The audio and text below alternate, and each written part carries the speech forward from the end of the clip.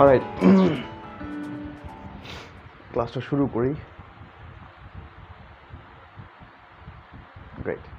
So আসসালামু আলাইকুম সবাইকে, আশা করি সবাই অনেক অনেক ভালো আছো। তোমাদের সবাইকে আমন্ত্রণ জানাচ্ছি আমাদের এসএসসি ফ্রি বেসিক কোর্সের আমাদের পদার্থবিজ্ঞান প্রথম অধ্যায়। সো আজকে আমরা স্পেসিফিক্যালি দেখবো যে আজকে এই চ্যাপ্টারটাতে, মানে এই চ্যাপ্টারটা বেসিক্যালি দেখা যায় যে সবাই ইগনোর করে বা আসলে খুব একটা বেশি পড়ানো হয় না, বা অনেক সময় বলা হয় যে এই চ্যাপ্টারের মানে এটা সহজ, তোমরা নিজেরা বাসায় পড়ে নিও। বাট আজকে আমরা আবিষ্কার করবো যে আসলে এই চ্যাপ্টারের মধ্যে অনেক কিছু আছে যা তোমরা জানো না, বা আরও অনেক কিছু আছে যেগুলো চাইলে আমরা আসলে জানতে পারি, বা এটাকেও আসলে মজা করে পড়া যায়। পুরো যে ব্যাপারটা, পুরো চ্যাপ্টারের প্রত্যেকটা টপিক আমরা ইন ডিটেলস আমরা এই লেকচারের মধ্য দিয়ে শিখবো ইনশাল্লাহ। সো সবাইকে আমন্ত্রণ জানাচ্ছি এই লেকচার আমাদের আজকের ক্লাসে। তোমাদের কাছে রিকোয়েস্ট যেটা থাকবে সেটা হচ্ছে কাইন্ডলি তোমরা তোমাদের যত ফ্রেন্ডরা আছে সবাইকে একটু মেনশন করো, আর বেশি বেশি ভিডিওটা তোমরা শেয়ার করে দাও, বেশি বেশি ক্লাসটা তোমরা শেয়ার করে দাও। আমি দেখছি, আমি 2 মিনিটের মধ্যে ক্লাস শুরু করব, দেখি এর মধ্যে তোমরা যারা যারা দেখি কারা কারা কত বেশি শেয়ার করতে পারো এবং নিজেদের জায়গাগুলোতে মেনশন দিতে পারো। অলরাইট, তোমরা যে যেখানে আছো তোমরা একটু কাইন্ডলি তোমরা কমেন্টে জানাও তোমরা কে কোথা থেকে আমাদের সাথে যুক্ত আছো, তোমরা কে কোথা থেকে আমাদের সাথে যুক্ত আছো, এটা আমরা একটু জানিয়ে দাও।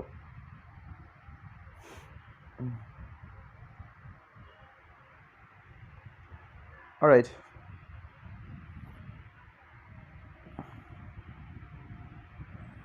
বলছে ঢাকা। যারা যারা সালাম দিয়েছো সবাইকে ওয়ালাইকুম আসসালাম। গ্রেট। মারুফা মারিফ বলছে ঢাকা থেকে। Okay fine. সো আমি একটু ক্লাসের স্ট্রাকচারটা বলি, আমরা এখন ক্লাস শুরু করে দিব। সো মাঝে আবার আসরের আজান দিলে একটু নামাজের ব্রেক থাকবে 10 থেকে 15 মিনিটের মতো। এরপর আবার মানে এখন থেকে আমরা অনেকক্ষণ পড়বো, পড়ে হচ্ছে যে আসরের নামাজের জন্য ব্রেক দিব, ব্রেক দিয়ে তারপর হচ্ছে যে মাগরিব পর্যন্ত টানা পড়বো ইনশাল্লাহ। এবং মাগরিবের পর থেকে আসলে ইনশাল্লাহ আমরা 8টা 9টা পর্যন্ত যতক্ষণ যায় ক্লাস আমরা চলবো। অলরাইট, সো আর বেশি দেরি না করে তাহলে আমরা আজকে পড়াশোনাটা শুরু করি। যারা যারা সালাম দিচ্ছে সবাইকে ওয়ালাইকুম আসসালাম। কুল। সো এই চ্যাপ্টারটার নামটাই আগে দেখো, ভৌত রাশি ও পরিমাপ। সো ভৌত রাশির মানে জানার আগে আমরা দুটো জিনিস না জানবো, এক ভৌত রাশি এবং পরিমাপের মধ্যে। সো ভৌত রাশির সাথে পরিমাপের কি সম্পর্ক, বা ভৌত রাশি থেকে কিভাবে পরিমাপে আসছে, পরিমাপের ভিতরে কি কি জিনিসপাতি আছে, ইন ডিটেলস আমরা সব কিছু সম্পর্কে জানবো। তবে এটা জানার আগে আমরা একটু গল্প দিয়ে ক্লাসটা শুরু করি, যে গল্প দিয়ে তোমরা জানতে পারলে বা ফিজিক্সের যে আসলে পিপাসাটা, ফিজিক্সের প্রতি যে ভালোবাসাটা সেটা তোমাদের জাগ্রত হবে ইনশাল্লাহ। সো আমরা শুরু করি তাহলে, হ্যাঁ। সো প্রথম থেকে যে যে জিনিসটা আমাদের বলা দরকার সেটা হচ্ছে ধরো ভৌত জগৎটাকে একটু ব্যাখ্যা করব। তোমরা একটু আমাকে বলো তো, ভৌত রাশি বলতে তোমরা কে কি বুঝো? ভৌত রাশি আগে ভৌত জগৎ বলতে তোমরা কে কি বুঝো? সো আমি আগে ডিসকাস করব ভৌত জগৎ নিয়ে। অলরাইট, সো চলো আমি একটু দেখি আগে ভৌত জগৎটাকে ব্যাখ্যা করার জন্য। সো একজন বিখ্যাত বিজ্ঞানী, মানে বিজ্ঞানী বলা যায় না, ওনাকে বলা হয় ফিজিক্স টিচার। সো সারা পৃথিবী ওনাকে রেকগনাইজ করে one of the best physics teacher, which name is whose name is Richard Feynman.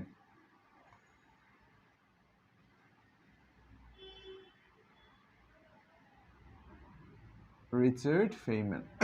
Spelling হয়তো ভুল যেতে পারে, তাহলে বাংলায় লিখি।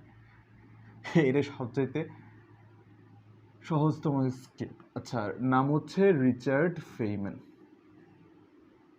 রিচার্ড ফেইম্যান, তাকে একবার জিজ্ঞেস করা হলো যে আপনি ভৌত জগৎকে কিভাবে ব্যাখ্যা করেন, বা এই ফিজিক্যাল যে ওয়ার্ল্ডটা আছে এই ওয়ার্ল্ডটাকে আপনি আসলে কিভাবে ব্যাখ্যা করতে পারেন। সো তিনি চমৎকারভাবে একটা গল্পের মাধ্যমে এটাকে উপস্থাপন করেন। সো গল্পটা হচ্ছে এরকম, দেখো। তো আমি আগে একটা দাবার বোর্ড আঁকি, হ্যাঁ।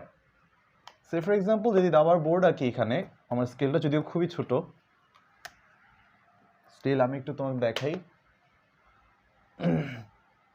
এখানে যদি একটা দাবার বোর্ড আঁকি, ইন্টারেস্টিং না? দেখো, ফিজিক্স পড়তে এসে আমরা দাবার ঘর করতেছি। সো ভালো কথা, আঁকলাম। 8টা ঘর হবে, 8টা। 1 2 3 4।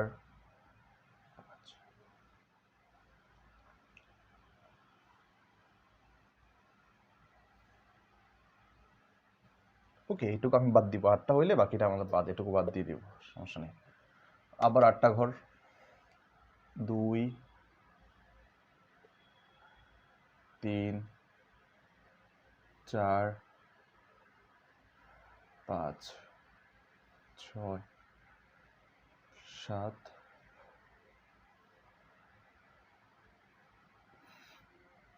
অলরাইট, সো মোটামুটি আমরা ধরতে পারি এটা হচ্ছে একটা দাবা খেলার ঘর বা দাবার কোর্ট।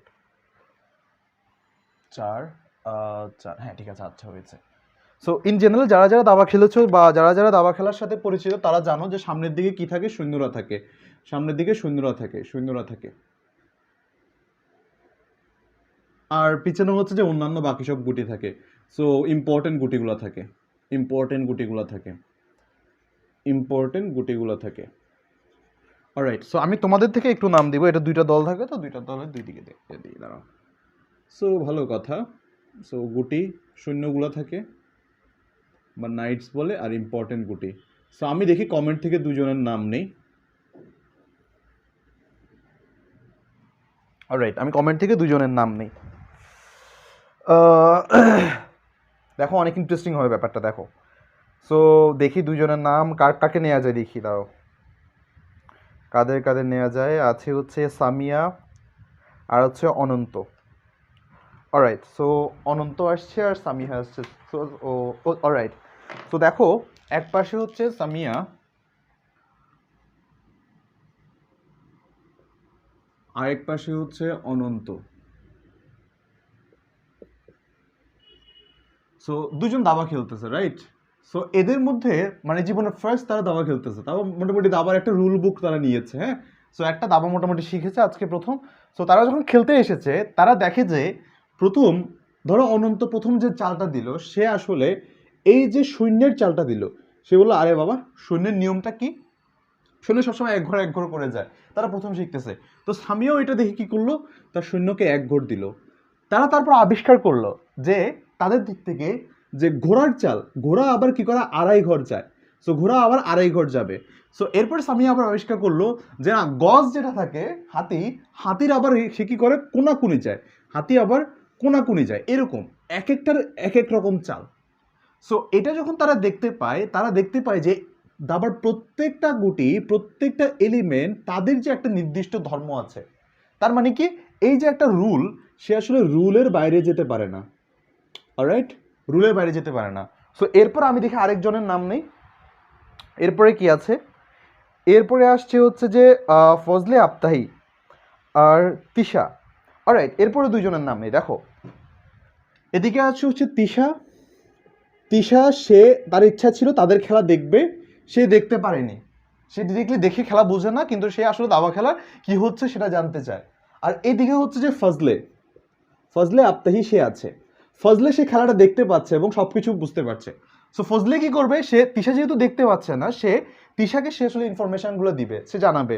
সো সে প্রথমে দেখলো যে না, অনন্ত তার প্রথমে গুটিটা চাললো এ পর্যন্ত, সে আসলে ও বুঝলো। ফজলে কি করলো, দেখলো, দেখে বললো ও আচ্ছা তিশা, তাহলে এটা হচ্ছে যে সৈন্য কি করে এক ঘর যায়। তারপর এখানে সামিয়া এসে আবার এটাকে এ ঘর দিল। সো সামিয়ার এটা দেখে আবার ফজলে আবার তিশাকে তাকে ইনফরমেশনগুলো দিল। এরপর বললো একটা স্টেজে গিয়ে তারা খেলতে আসে, খেলতেছে খেলতেছে খেলতেছে খেলতেছে, একটা পর্যায়ে যখন দেখলো এই সৈন্যটা, এই সৈন্যটার কাছাকাছি চলে আসছে, এখানে চলে আসছে, টুপ করে সামিয়ার সৈন্যটা কি করলো, যে অনন্তর সৈন্যটাকে এখানে কেটে দিল। ঝামেলা কি হয়েছে দেখো, ফজলে তিশাকে বলেছে যে সৈন্য সবসময় সোজাসুজি যায়, সৈন্য সবসময় সোজাসুজি যায়।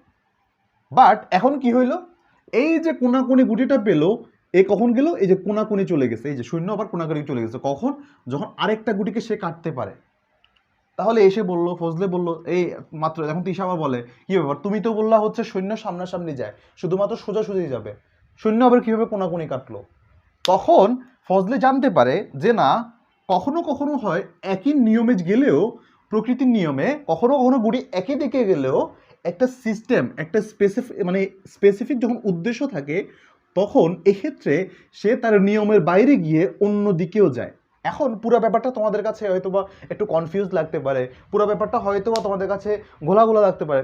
ভাইয়া ফিজিক্স পড়তে আসলাম, কিসে দাবা খেলা শুরু করে দিয়েছেন, ঝামেলা। চিন্তা করে দেখো এবার সবচেয়ে মজার পার্ট, খেলছিল কে? সামিয়ার অনন্ত। কি খেলছিল তারা? দাবা খেলছিল। দাবার মধ্যে আমি কি বলেছিলাম, একটা সার্টেন রুলস আছে, তারা রুল মেনে চলেছিল। এই যে দাবার গুটিটা, এই যে দাবার বোর্ডটা, এই বোর্ডটা কেউ একজন বানিয়েছে এবং তারা দাবার খেলছিল একটা সার্টেন রুল মেনে। এই রুলগুলোর বাইরে গিয়ে একটা সময় গিয়ে কি হয়েছে, এই রুলটার একটা ইমপ্রুভমেন্ট ঘটেছে। এই রুলটার একটা ইমপ্রুভমেন্ট কীরকম? এই যে একটা রুল তার চিরায়ত ছিল, যখন সে একটা নতুন গুটি পেল, এই গুটিকে কাটতে হবে, তখন গিয়ে তার একটা রুলকে সে চেঞ্জ করেছে। তো এত কিছু, সব কিছু বাদ দিয়ে, এখন পর্যন্ত যা বলেছে প্রত্যেকটা জিনিস বাদ দিয়ে একটা সোজা কথা চিন্তা করে দেখো তো, এই যে বোর্ডটা, এই বোর্ডটা একজন লোক তৈরি করেছেন, সেটা হচ্ছে চেস বোর্ড মেকার বা ক্রিয়েটর।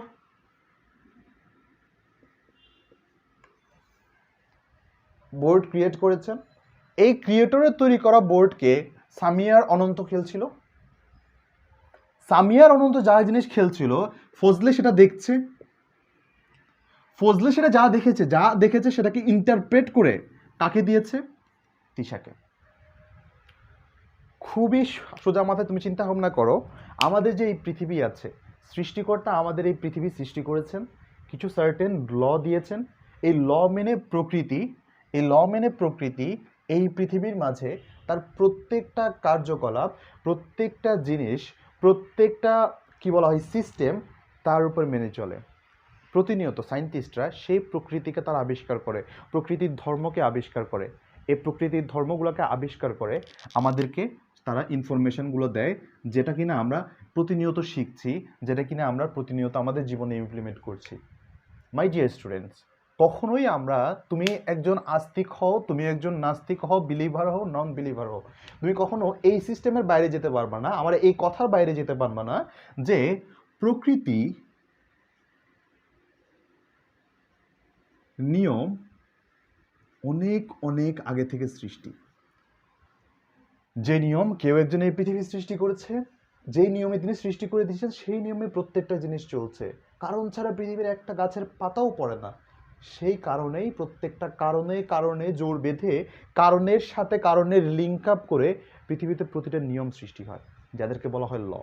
মাই ডিয়ার স্টুডেন্টস, পৃথিবীতে কোনো লই ডিরেক্টলি আসে নাই। প্রত্যেকটা ল, মানুষ যতগুলো ল পেয়েছে, যতগুলো নিয়ম পেয়েছে, প্রত্যেকটা নিয়ম মানুষ কোথা থেকে পেয়েছে? প্রত্যেকটা রুল, প্রত্যেকটা ল মানুষ কোথা থেকে পেয়েছে? প্রকৃতি থেকে। পুরো কথাটার মানে কি? সৃষ্টিকর্তা প্রকৃতি সৃষ্টি করেছেন তার আপন নিয়মে, মানুষ সেই প্রকৃতির নিয়মকে জানতে পেরেছে প্রকৃতির মধ্যে অনুসন্ধান করে, এবং এই অনুসন্ধানের একটা ফলাফল হচ্ছে আমরা পদার্থবিজ্ঞান হিসেবে পাই, যেটাকে বলা হয় প্রকৃতির বিজ্ঞান। এটাই হচ্ছে পদার্থবিজ্ঞান। পদার্থকে তুমি অনুসন্ধান করে তুমি, আমরা বলি যে স্রষ্টাকে কোথায় খুঁজে পাই না, প্রত্যেকটা জায়গায় তুমি স্রষ্টাকে খুঁজে পাবো, স্রষ্টার নিয়মকে খুঁজে পাবা। এভাবেই আমাদের পৃথিবীটা এত সুন্দর এবং এত সুন্দর ওয়েতে আসলে ফর্ম করা হয় এবং প্রত্যেকটা সিস্টেমকে আসলে ওয়ার্কআউট করা হয়। সো এটুকু নিয়ে কারো কোনো কোয়েশ্চেন আছে কিনা তোমরা আমাকে একটু বলো কাইন্ডলি। তোমরা বুঝতে পেরেছো কিনা আমাকে একটু বলো। আমি একটু তোমাদের কমেন্টটা পড়ে নিই, দেখি কারো কোনো সমস্যা আছে কিনা। গ্রেট। অলরাইট, সো এইটা হচ্ছে তাহলে আমাদের ভৌত জগতের ধর্ম। আমরা ভৌত জগৎটাকে এই যে আলোচনা করলাম, এই একটা বোর্ড দিয়ে, একটা অ্যানালজি দিয়ে আমরা বোঝাতে পেরেছি। তাহলে আমরা এদের নামগুলো দিয়ে নেই। এই যে যিনি ক্রিয়েট করেছেন এই বোর্ডটাকে, তিনি তো ক্রিয়েট করেছেনই। এই যে সিস্টেমটা যারা খেলছে, বা প্রকৃতির যে প্রত্যেকটা এন্টিটি যাকে নিয়ে খেলছে, যা কিছু আছে, এগুলো সব কিছু প্রকৃতির অংশ, নেচার। সো প্রকৃতিকে অনুসন্ধান করে কে? ফজলে হচ্ছে কি, আমি ধরলাম একজন সায়েন্টিস্ট, ফজলে একজন সায়েন্টিস্ট। ফজলে কাকে অনুসন্ধান করে? প্রকৃতিকে অনুসন্ধান করে। তুমি চিন্তা করে দেখো তো, নিউটন কিন্তু কখনো তার মাথার উপর আপেল পড়ার আগে সে কিন্তু জানতে পারে না যে মধ্যাকর্ষণ এক্সিস্ট করে। যখন সে মাথার উপর পড়েছিল তখন সে প্রকৃতিকে কোয়েশ্চেন করতে বাধ্য হয়, এবং প্রকৃতিকে কোয়েশ্চেন করে করে করে করে প্রকৃতির এই নিয়মটাকে আসলে আবিষ্কার করেন। হুইচ ইজ টু সে, একদম লাস্টে গিয়ে সে কী পায়? ফিজিক্সকে আবিষ্কার করে, মধ্যাকর্ষণ কীভাবে কাজ করে, সে বিজ্ঞানটাকে আসলে উপলব্ধি করতে পারে। এই প্রকৃতির ল সবসময় মাথায় রাখবা, কখনো মানুষ ল থেকে কখনো নেচারকে খুঁজে পায় না, নেচার থেকে ডিরেক্টলি সে ল খুঁজে পায়। তুমি একদম বললাম না, যে যতই সৃষ্টিকে খুঁজো, সৃষ্টির মাঝে স্রষ্টাকে না পেলেও সৃষ্টির কারণ যখন খুঁজতে পারো তখন তুমি স্রষ্টাকে পেতে বাধ্য হবে। সো নো অফেন্স, তো তুমি বিশ্বাস করতে পারো না বিশ্বাস করতে পারো, তাতে কিন্তু বিজ্ঞান থেমে থাকবে না, তাতে কিন্তু পৃথিবী থেমে থাকবে না, তাতে কিন্তু আমি তুমি কিংবা কেউ থেমে থাকবে না। কিন্তু যা সত্য, যা আসলে বাস্তব আমাদের চোখের সামনে, তা বিশ্বাস না করে কিন্তু পারবে না। যাই হোক মাই ডিয়ার স্টুডেন্টস, তাহলে এইটুকু আমরা পেলাম। সায়েন্টিস্ট সে কী করে, এই যে প্রকৃতির যে নেচারগুলা, এই যে লগুলা, এগুলাকে কি করে সে ইন্টারপ্রেট করা মানে কি, সহজ উপায়ে তারা আসলে প্রকাশ করার সিস্টেম করে। সহজ উপায়ে প্রকাশ করে কাকে দেয়? তিশাকে দেয়। তিশাকে আমরা এই যে মানুষজন, হিউম্যান সিভিলাইজেশন, বা এটাকে বলা হয় ম্যানকাইন্ড, মানব জাতিকে, হে মানব সম্প্রদায়। এরপর এদেরকে এগুলো দেওয়া হয়, এই তথ্যগুলো তারা পায়। এখন চিন্তা করো যে ভাইয়া আমি যে এত কিছু পেলাম, এই যে ফিজিক্সকে আমি জানতে পারলাম, এটা তো খুব ন্যাচারাল জিনিস, কিন্তু ফিজিক্সের ধর্মই তো আলাদা। নিউটন একটা জিনিস আবিষ্কার করেছেন তার ভাষায়, সো আমি দেখি যে লিবনিজ তার ভাষা আবিষ্কার করেছে ক্যালকুলাসকে, ফিজিক্সের ভাষা অন্য বিজ্ঞানী আর্কিমিডিস আরেকটা তার ভাষায়। এই জিনিসগুলো তো কেউ বুঝছে না আসলে। প্রত্যেকটা জিনিসটা একই জায়গায় হওয়ার কথা, সবার জন্য বোধগম্য হওয়ার জন্য নতুন একটা ভাষা হওয়া উচিত। নতুন ভাষা না হলেও একটা ইউনিফাইড ভাষা দরকার, তোমরা কিন্তু বুঝেছো তাই না? এই ফিজিক্সের যে ভাষাগুলো, এই ভাষাগুলোকে আমরা আসলে প্রকাশ করতে চাই, যার কারণে ধীরে ধীরে আমরা পাই এই যে সিম্বল, একটা সিম্বলের প্রয়োজন হয়, যেটা কিনা একটা পর্যায়ে গিয়ে আমরা নাম জানতে পারি। এদেরকে বলা হয় হচ্ছে রাশি। রাশি মানে কোয়ান্টিটি, কোয়ান্টিটি মানে ফিজিক্যাল কোয়ান্টিটি। ভৌত জগতের জিনিসগুলোকে প্রকাশ করার জন্য ফিজিক্যাল কোয়ান্টিটি বলা হয়। এটাকেই হচ্ছে এই চ্যাপ্টারের নাম ভৌত রাশি, এখান থেকে আসে ফিজিক্যাল কোয়ান্টিটি। এই যে এটা হচ্ছে সাধারণ ধর্ম, এই যে রাশি, পদার্থবিজ্ঞানের ঘটনাগুলোকে প্রকাশ করার জন্য যেই ভাষা ব্যবহার করা হয়, যে ল্যাঙ্গুয়েজ ব্যবহার করা হয় ইন্টারপ্রেট করার জন্য, এই যে সায়েন্টিস্ট ফজলে যে তিশার কাছে তথ্যগুলো দিবে, তো ধরো ফজলে হচ্ছে জার্মানি থেকে, তিশা হচ্ছে তোমার মনে করো যে সে সাউথ এশিয়ার কোনো একটা কান্ট্রি থেকে, সে ফর ইন্দোনেশিয়া বা সামওয়াট লাইক দ্যাট। সো ওইখান থেকে তো সে জার্মানি থেকে একটা তথ্য পাঠালো, তিশা বুঝতে পারলো না, বাট লাভ হলো তাহলে এই তথ্যগুলো দিয়ে সে কী করবে, এই তথ্যগুলোকে আসলে এভাবে দিবে যে না, এমনভাবে ফিজিক্সের ভাষায় দিবে। তুমি দেখো এই ফিজিক্যালটা এম এ আমরা সবাই বুঝি, বাট তুমি যদি লিখতা ফ ইজ ইকাল টু ম যোগ অ রাইট, সো ওইভাবে লিখতা। বা তুমি যদি লিখতা ফ ইজ ইকাল টু মানে এফ ইজ ইকাল টু তো, সো ব ইজ ইকাল টু তুমি ভ, আর কি লিখতে এখানে ত্বরণ ভত, হইতো না। সো এরকম আসলে আমরা এগুলোকে একটা সার্টেন একটা ভাষায় নিয়ে আসছি, যার কারণে আমরা বুঝতে পারি এই জিনিসগুলোকে নিয়ে। সো এখন পর্যন্ত কারো কোনো কোয়েশ্চেন আছে নাকি, আমি একটু তোমাদের কাছে জানতে চাই। 1 মিনিট ধরে কোয়েশ্চেন নিব, তারপর আমি মুভ অন করে যাই আজকের পড়াশোনায়। এটাই জাস্ট আমি তোমাদেরকে বোঝালাম যে ভৌত জগৎটা আসলে দেখতে কীরকম, ভৌত জগতের কনসেপ্টটা কোথা থেকে আসছে। এটা আমার অ্যানালজি না বা আমার তৈরি করা না, আমি জাস্ট সাহায্য নিয়েছি হচ্ছে স্যার রিচার্ড ফেইম্যানের যে একটা অ্যানালজি ছিল ভৌত জগৎকে প্রকাশ করার জন্য, ওইটাকে আমি আমার নিজের ওয়েতে একটু তোমাদের সামনে প্রকাশ করার জন্য আমি চেষ্টা করেছি। অলরাইট, গ্রেট, কুল। সো হোপফুলি সবার কাছেই ক্লিয়ার, নাইস। সো তোমরা একটু ক্লাসটা শেয়ার করে দাও সবার কাছে, যাতে করে সবার কাছে পৌঁছে যায় আমাদের এই ক্লাসটা, সবাই যাতে জানতে পারে। কুল, ওকে। তাহলে আমরা শুরু করি যে আসলে ভৌত জগৎ নিয়ে, আমরা ভৌত জগৎ নিয়ে কথাবার্তা বলবো, অনেক আলোচনা করব।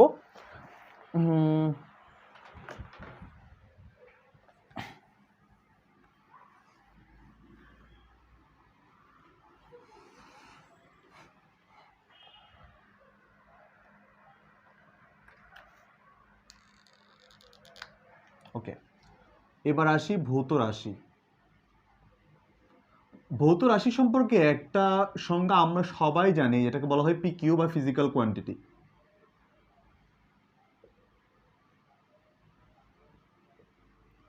ফিজিক্যাল কোয়ান্টিটি, সো ফিজিক্যাল কোয়ান্টিটির আমি ব্যবহারিক ব্যাখ্যাটা তোমাদেরকে একটু পরে দেই, আগে এটার একটু তাত্ত্বিক ব্যাখ্যা বা সুফিবাদ, তাত্ত্বিক ব্যাখ্যাটা আমি তোমাদেরকে একটু দেই আগে। ভৌত জগৎ সম্পর্কে জেনেছি, তো আমি তোমাদেরকে ভৌত রাশি সম্পর্কে জিজ্ঞাসা করলে তোমরা সবাই উত্তর দিবে আমি জানি যে ভৌত জগতে যা কিছু পরিমাপ করা যায় তাদেরকে ভৌত রাশি বলে, বা রাশি ইন জেনারেল যেটা বলে।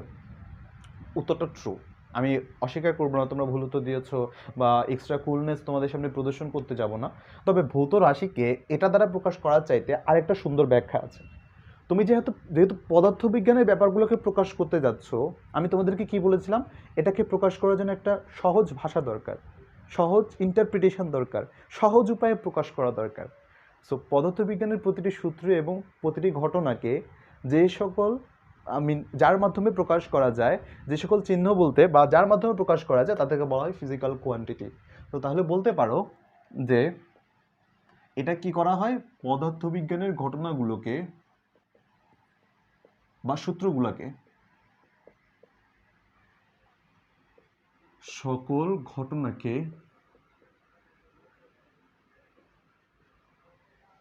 প্রকাশ করা যায়।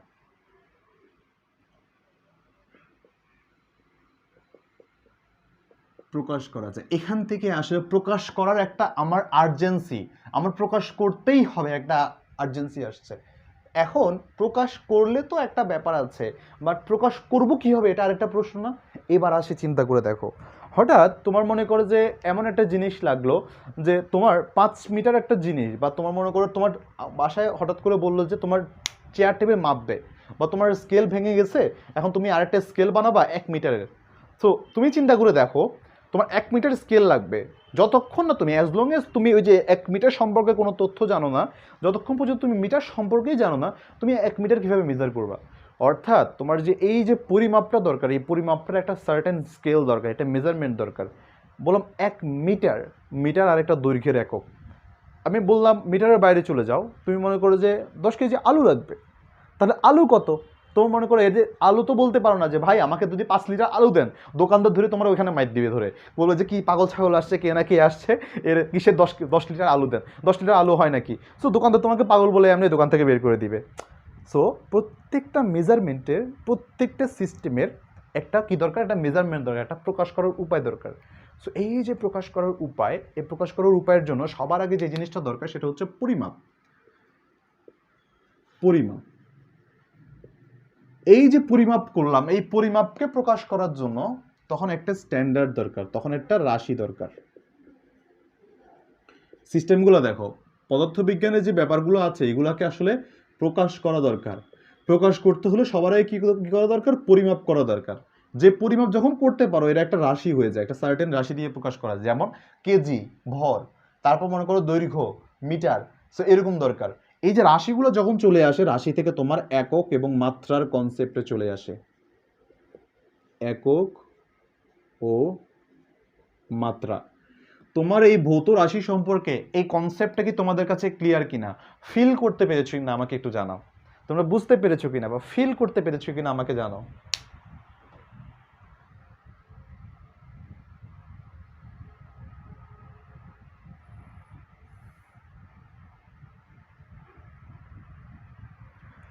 অলরাইট অলরাইট অলরাইট, বুঝেছি ভাইয়া, কুল, নাইস। সো ভালো কথা। তাহলে এবার আমরা ধরে ধরে প্রত্যেকটা জিনিস এবার আলোচনা করব। এই যে রাশি, পরিমাপ, মানে এই যে একক ও মাত্রা, এই জিনিসগুলোতে এবার আস্তে আস্তে আমরা ভিতরে ঢুকবো এই জিনিসগুলো নিয়ে। তো আজকে আমরা বেসিক্যালি কি শিখবো? আমরা শিখবো হচ্ছে এই যে রাশি সম্পর্কে, ভৌত রাশি, ভৌত রাশির মধ্যে আর কি মৌলিক রাশি, লব্ধ রাশি সম্পর্কে, রাশি রাশি সম্পর্কে জানবো। তারপর আমরা শিখবো পরিমাপ। পরিমাপ করতে গেলে কি দরকার? যন্ত্র। যন্ত্রের মধ্যে দুটো যন্ত্র নিয়ে বেসিক্যালি শিখবো আমরা। এক হচ্ছে ভার্নিয়ার ক্যালিপার্স, বা অনেকে বলে স্লাইড ক্যালিপার্স,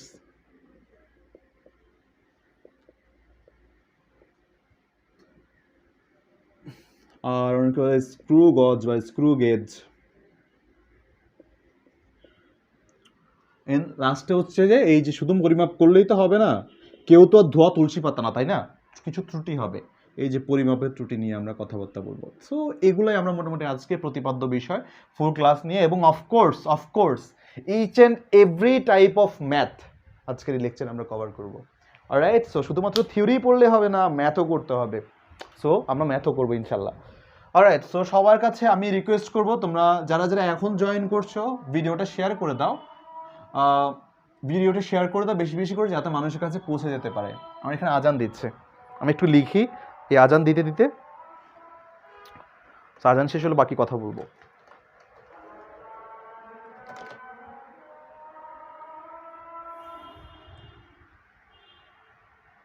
ওকে,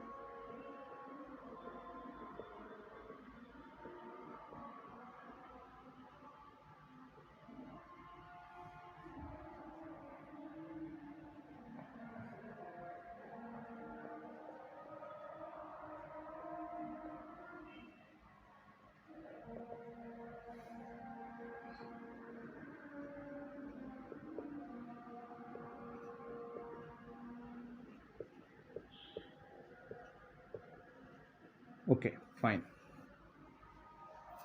কিছু কথা লিখেছি, এই জিনিসগুলো তোমাদের না জানলেও চলবে বলতে এই জিনিসটা এমন না। এই জিনিসগুলো আমার জানানোটা মনে করেছি আমি একটু দায়িত্ব তোমাদেরকে। সো বইতে সামনে দিয়ে দেখেছো কয়েকটা বিজ্ঞানীর নাম দেওয়া আছে, তোমরা এটা একটু রিডিং পড়ে নিবা। তবে আমার কিছু কথা তোমাদেরকে জানানো দরকার যাতে করে তোমাদের পড়াটা একটু আনন্দদায়ক হবে। এখন বাজছে হচ্ছে যে আমরা এখানে 4:58, আমি 5:10 বা 5:05 পরে তোমাদেরকে আমি একটু ব্রেক দিব নামাজের জন্য। সো সমস্যা নেই, আমরা এটা একটু পড়ে নিই। পদার্থবিজ্ঞানে বেড়ে ওঠার ক্ষেত্রে কিছু বিজ্ঞানীদের নাম আমি অবশ্যই স্মরণ করব, যার মধ্যে হচ্ছে থেলিস অন্যতম।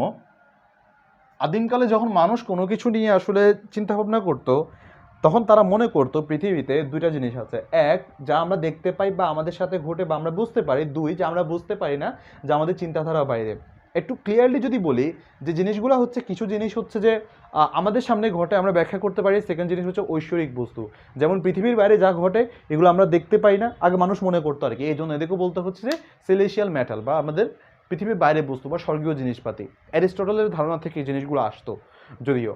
সো এটা আসতো, থেলিস এসে প্রথম আসলে এটা প্রতিষ্ঠা করে যে সব কিছু যে পরীক্ষালব্ধ উপায়ে প্রমাণ করা, যে যা কিছুই হোক আমি ডিরেক্টলি বিশ্বাস করবো না, পরীক্ষালব্ধ উপায়ে আমি যদি পরীক্ষা করে দেখতে পারি যে না this is true, then this is true, otherwise everything is untrue to me. So আমি এগুলোকে বিশ্বাস করবো না। এরকম একটা সিচুয়েশানে এসে থেলিস প্রথম এই যে একটা চিন্তাভাবনা, এই যে একটা রেভলিউশনারি থট, এটাকে প্রিচ করেন। থেলিসের পরে আসে হচ্ছে যে পিথাগোরাস এসে শুধুমাত্র আমাদেরকে একটা উপপাদ্য দিয়ে যান না, তিনি আসলে ওই যে শব্দ তরঙ্গ দেখেছো না, শব্দ তরঙ্গ, তারপরে এই গিটার বা বাদ্যযন্ত্রগুলো, এগুলো সবগুলোর যে ফিজিক্স কীভাবে কাজ করে, এগুলো কত গুরুত্বপূর্ণ, এই জিনিসগুলো আসলে তিনি প্রতিষ্ঠা করে যান। This is not the end here. এছাড়া হচ্ছে যে আর্কিমিডিস, এরপরে আসলে হচ্ছে আর্কিমিডিস তিনি অনেক আসলে, তিনি আসলে প্রথম মানুষ যিনি কিনা ম্যাথের সাথে আসলে ফিজিক্সের যে রিলেশনগুলো এগুলো অনেক মানে প্রগাঢ়ভাবে তিনি আসলে প্রতিষ্ঠা করেন। তোমরা ছোটোবেলায় পড়েছো না লিভারের কাজ? ধরো এই যেখানে একটা আমার কাছে কলম আছে, মাঝখানে যদি আমি কিছু দিয়ে কলমটাকে স্থাপন করি, তোমরা তো খেলেছো তাই না, এরকম একটা খেলনার মতো আছে, এখানে একজন নামলে একজন উঠে যায়, একজন নামলে একজন উঠে যায়। লিভারের এই যে লিভারের যে কনসেপ্ট, এই কনসেপ্টটা আবিষ্কার করেন হচ্ছে যে আর্কিমিডিস ফিজিক্সের বলবিদ্যার অনেক বড় একটা গুরুত্বপূর্ণ ভূমিকা পালন করেন, যেটা কিনা একই সাথে ফিজিক্স এবং ম্যাথমেটিক্স দুইটার ক্ষেত্রে অনেক বড় কাজে দেয়। এরপর হচ্ছে যে নিউটন এসে আচ্ছা মানে পুরা ফিজিক্সটাকে একটা স্ট্রাকচারাল ফর্ম দেয়। তিনি এসে প্রথম ব্যাখ্যা করে দেখান যে গতিবিদ্যার কনসেপ্টগুলো কীভাবে, মধ্যাকর্ষণ কীভাবে আসে, প্রত্যেকটা জিনিসকে আসলে তিনি নতুন করে আসলে একে রেস্টাবলিশ করেন এবং সুন্দর করে এগুলোকে প্রতিষ্ঠা করেন। তবে তিনি এসে বলে যান যে পৃথিবীতে যা কিছুই করি, সময় স্থান আমাদের মানে এই যে যেখানে দাঁড়ায় আছি, সময় স্থান এবং ভর মানে দৈর্ঘ্য, ভর এবং সময়, এগুলো হচ্ছে পরম, মানে এগুলোর কখনো কোনো চেঞ্জ হবে না, এগুলোর সাপেক্ষে পৃথিবীর অন্যান্য জিনিসগুলো চেঞ্জ হবে বা এদেরকে সে কনস্ট্যান্ট বলেছিল। তবে সবচেয়ে মজার ব্যাপার হচ্ছে এখানেই না, এই যে এর পরবর্তীতে ম্যাক্স প্লাঙ্ক এসে সে কেমিস্ট্রির সাথে আসলে সে রিলেশনটা করে। ইলেকট্রনের দ্বৈত ধর্ম বলতে কি, যে আলোর যে দ্বৈত ধর্ম, দুঃখিত ইলেকট্রন না, আলোর যে দ্বৈত ধর্ম সেটাকে আসলে ব্যাখ্যা করেন। আলোর দ্বৈত ধর্ম কি, আলোকে আমরা জানি কখনো কখনো কণা হিসেবে কাজ করে, আলো আবার কখনো কখনো তরঙ্গ হিসেবে কাজ করে। এখন প্রশ্ন হচ্ছে ভাই এত কিছু কেন বলছেন, আসলে এগুলো তো বুঝতে পারছি না। দেখো এটা একটু খুবই ইন্টারেস্টিং ফ্যাক্ট, আমি তোমাকে আসলে কোয়ান্টাম নিয়ে নলেজ দিচ্ছি। কোয়ান্টাম ইলেকট্রন লেভেলে কাজ করে, ফোটন লেভেলে কাজ করে। সে এসে ম্যাক্স প্লাঙ্ক প্রথম কোয়ান্টাম ফিজিক্সের আসলে আইডিয়া দেন, ফটো ইলেকট্রিক এফেক্ট অনেক কিছু দিয়ে তোমরা সামনে জানতে পারবা, ইন্টারমিডিয়েটে উঠলে এগুলো সম্পর্কে তোমাদের কাছে ইনফরমেশন আসবে। কোয়ান্টাম ফিজিক্স সম্পর্কে সে আলোচনা করেন। অ্যালবার্ট আইনস্টাইন এসে এইটাকে কাজে লাগিয়ে তিনি তার আপেক্ষিকতা তত্ত্ব দেন। আপেক্ষিকতা তোমরা সবাই জানো, ইজিক্যাল টু এমসি স্কোয়ার নিয়ে মোটামুটি ফিজিক্সের সবাই, যেটা একটা কমার্সের স্টুডেন্টও জানে এটা মনে হয়, যাই হোক। সো আপেক্ষিকতা নিয়ে এসে কাজ করেন। এই যে তিনি এত ডিপলি একটা জিনিস নিয়ে কথা বলেন, তিনি দেখান যে না আসলে এই যে সময় ভর মানে সময় ভর স্থান এগুলো যে আসলে পরম, এগুলো পরম না, এগুলো আসলে আপেক্ষিক ব্যাপার, মানে পয়েন্ট টু পয়েন্ট এগুলোকে আমরা আপেক্ষিকভাবে প্রকাশ করতে পারি। সো এগুলো মোটামুটি আমাদেরকে ডিসকাস করা, বইয়ের প্রথম দিকে তুমি দেখলে এই জিনিসগুলো পাবা। সো এটা হচ্ছে তাহলে আমাদের একটু ইতিহাস নিয়ে কথাবার্তা বললাম, তোমরা হয়তো ভুলে যেতে পারো, বাট তোমাদের আগ্রহ বাড়ানোর স্বার্থে আমি এটাকে তোমাদেরকে একটু বলে দিলাম।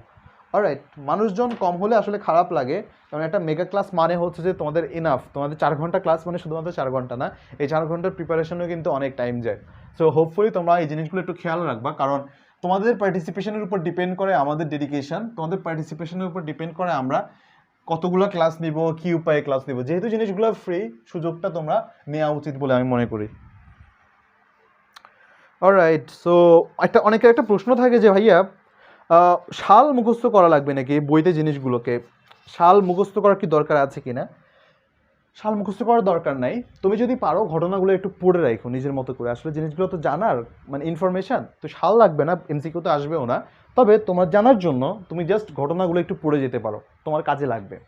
অলরাইট, সো কেউ কি কিছু বলছে কিনা আমি একটু দেখি।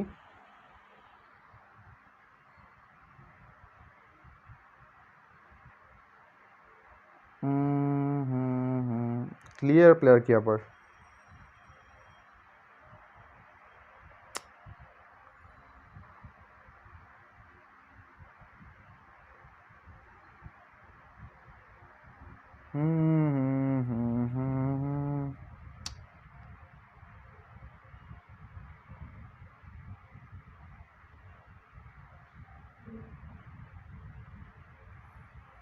অলরাইট, আচ্ছা কমেন্ট তো আসছে। সাদিকুর রহমান, তোমার কমেন্ট দেখতে পাচ্ছি। ওয়ালাইকুম আসসালাম, গ্রেট। অলরাইট, সো আমরা এখন একটু তাহলে আসি আমাদের ভৌত রাশি নিয়ে। কয়টা বাজে একটু দেখি, 5টা 4। আচ্ছা আমি দিয়ে দিব একটু পরে, ভৌত রাশি নিয়ে একটু কথাবার্তা বলি। সো ভৌত রাশি,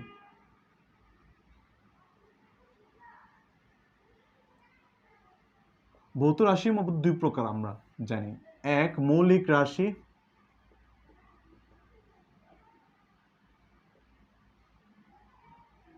লব্ধ রাশি।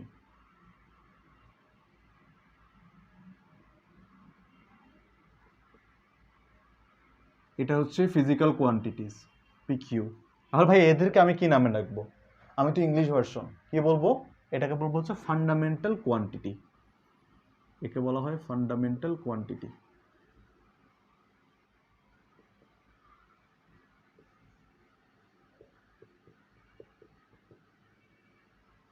এটা হচ্ছে লব্ধ রাশি। লব্ধ রাশি কি বলবো? Derived quantities.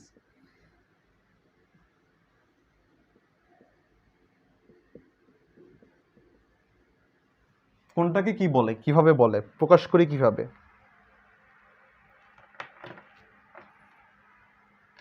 দেখো, আমি যদি বলি তোমাকে একটা জিনিসের দৈর্ঘ্য মাপতে, স্কেলের দৈর্ঘ্য মাপতে একটা ফিতা তোমাকে দিলাম, হ্যাঁ, তুমি ফিতা মেপে পেলা হচ্ছে 5 মিটার। আবার সেম ফিতা দিয়ে আমি তোমাকে বললাম একটা বক্সের ক্ষেত্রফল মাপতে, এরকম একটা বক্স,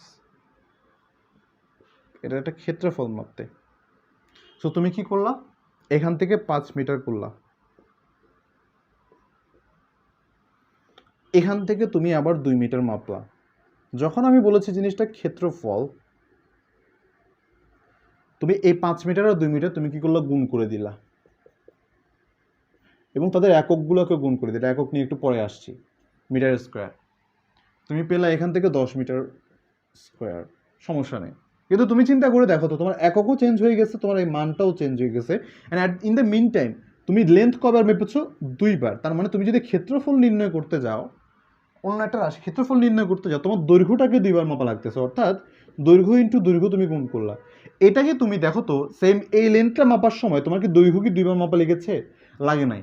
অর্থাৎ তুমি যেই রাশিটাকে তুমি একবার মাত্র, তুমি যে রাশিকে ডিরেক্টলি একবার মেপেই প্রকাশ করতে পারো, সেটাকে আমি বলবো হচ্ছে তোমার কি মৌলিক রাশি। যেমন দৈর্ঘ্য, যেমন ভর, দৈর্ঘ্য ভর। অর্থাৎ যে রাশিকে ভাঙলে, বা যে রাশিকে প্রকাশ করতে অন্য কোনো রাশির সাহায্য নেওয়া লাগে না। তুমি কখনো লেন্থ মাপতে গিয়ে কোনো টেম্পারেচারের সাহায্য নিতে হবে? হবে না। অর্থাৎ যে রাশিকে প্রকাশ করতে, যে রাশিকে প্রকাশ করতে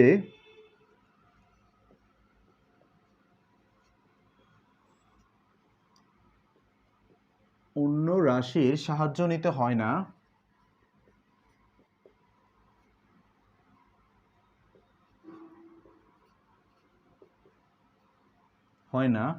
তাদেরকে বলা হয় মৌলিক রাশি। ইন দ্য মিন টাইম আমরা তাহলে কি বলতে পারি? লব্ধ রাশি কাকে বলে? যে রাশিকে প্রকাশ করতে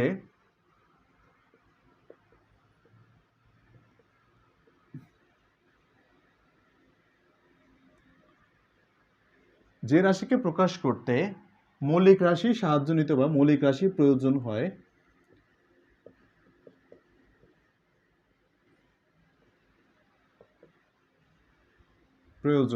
হয় তাদের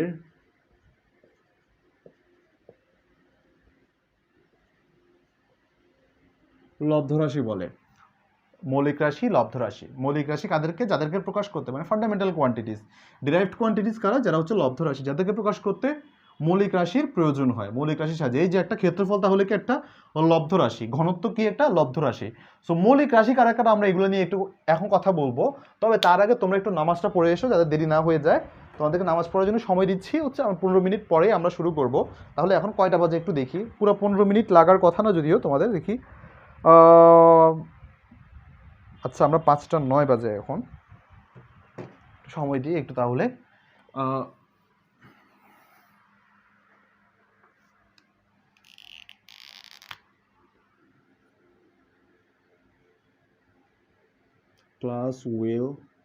the class will continue for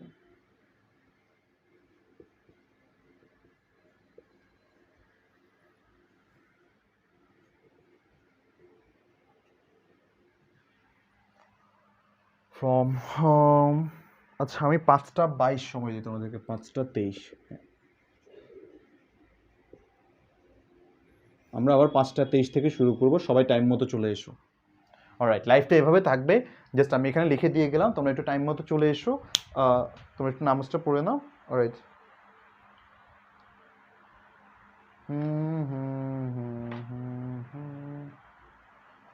alright, so আমরা এরপরে হচ্ছে অনেক অনেক পড়াশোনা আছে আজকে, কারণ আমরা যন্ত্র নিয়ে যখন পড়াশোনা যাবো তখন বুঝতে পারবা যে চ্যাপ্টারের ডেপটা কতটুকু বা এই চ্যাপ্টারে আসলে কত কিছু এখনও জানার আছে। সো মিস দিও না তোমরা ক্লাসগুলো, কারণ এই ক্লাসের রেসপন্সের উপর আমি মানে আমি ফিল করবো যে না আসলে তোমাদের জন্য ফিজিক্স ফুল ফ্রি আমাদের কোর্সটা কি না আনা উচিত কি উচিত না। কারণ আমি চিন্তা করেছিলাম যে তোমাদেরকে ফিজিক্স পুরোটা আমি ফ্রি পড়াই দিব, যে একদম রুটিন করে সুন্দর মতো। So A to Z। So দেখা যাক, সেটা তোমাদের এখন রেসপন্সের উপরে ডিপেন্ড করবে। অলরাইট, সো তাহলে আমরা একটু পরে আসছি তাহলে। ঠিক আছে, থ্যাংক ইউ সো মাচ। তাহলে আমরা নামাজটা শেষ করে আসি।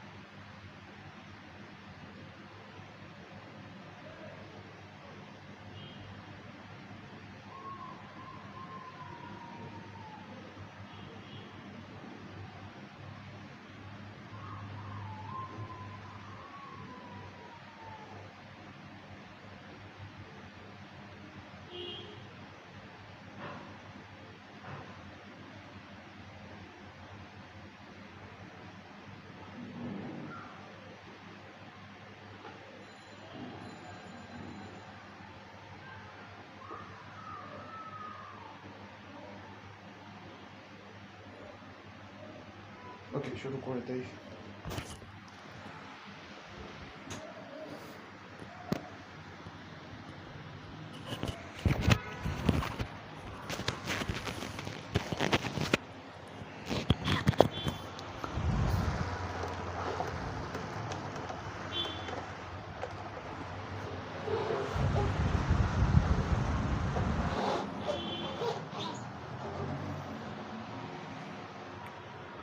ওকে, কোল। সবাই সবাই ফিরে এসো ঝরাপোতা।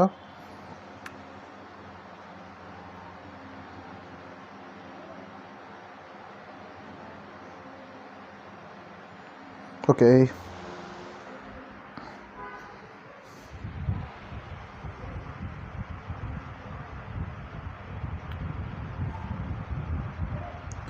ওকে, ফাইন।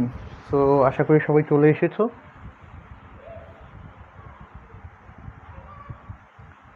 গ্রেট। সো সবাই তোমাদের ফ্রেন্ড যারা যারা আছে পরিচিত সবাইকে মেনশন দিতে থাকো, আমরা আমাদের পড়া শুরু করে দিব। ওকে, তো তোমরা তোমাদের ফ্রেন্ডদেরকে মেনশন দিতে থাকো। আমরা এক্ষুনি শুরু করে দিব ইনশাল্লাহ। অনেক চমৎকার একটা ক্লাস হবে। আমাদের পার্ট 2 শুরু হয়ে গেছে। চলো।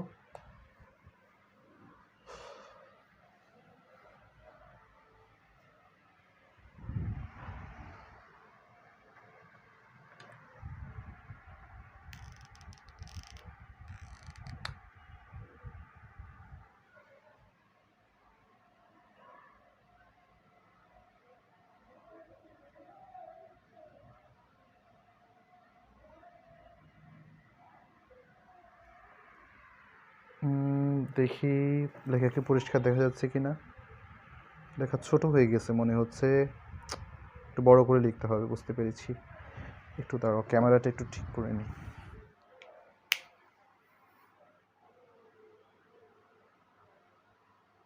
ওকে, নাইস। যাক, কুল। সবাই তোমাদের ফ্রেন্ডদেরকে মেনশন দাও। সো কারা কারা এসেছো দেখতে চাই, দেখি তোমাদের সবার কমেন্ট, দেখি কারা কারা এসেছো, কারা কারা আছো এখন আমাদের সাথে। একটু দেখতে চাই।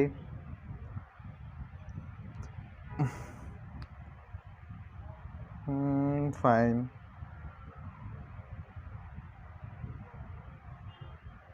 অলরাইট,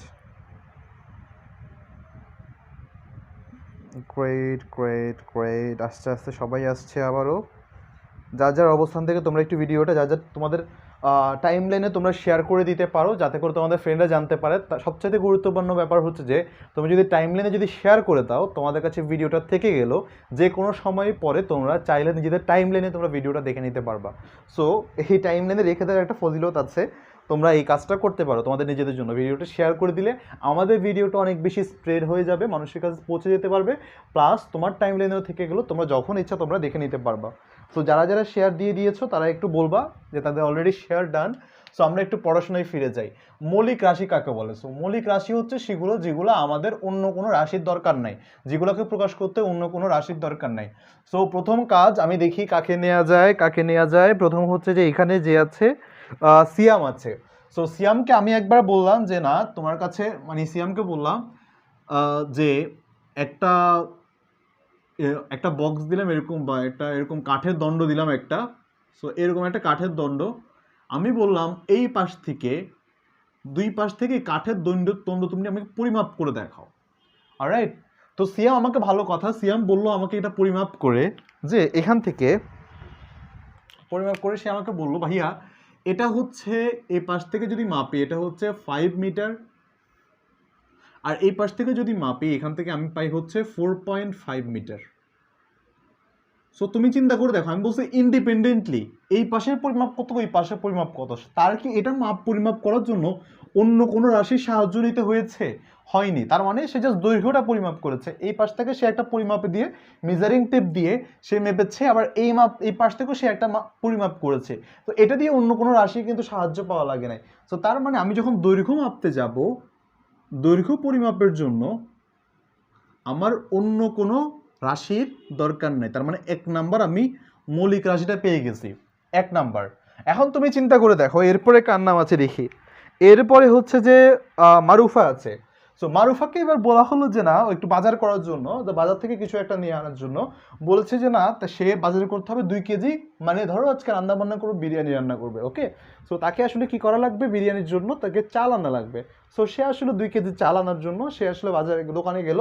দোকানে গিয়ে সে তো আসলে এখন দেখো তো, সে জাস্ট ডিরেক্টলি বললো আমাকে 2 কেজি চাল দেন, 2 কেজি চাল।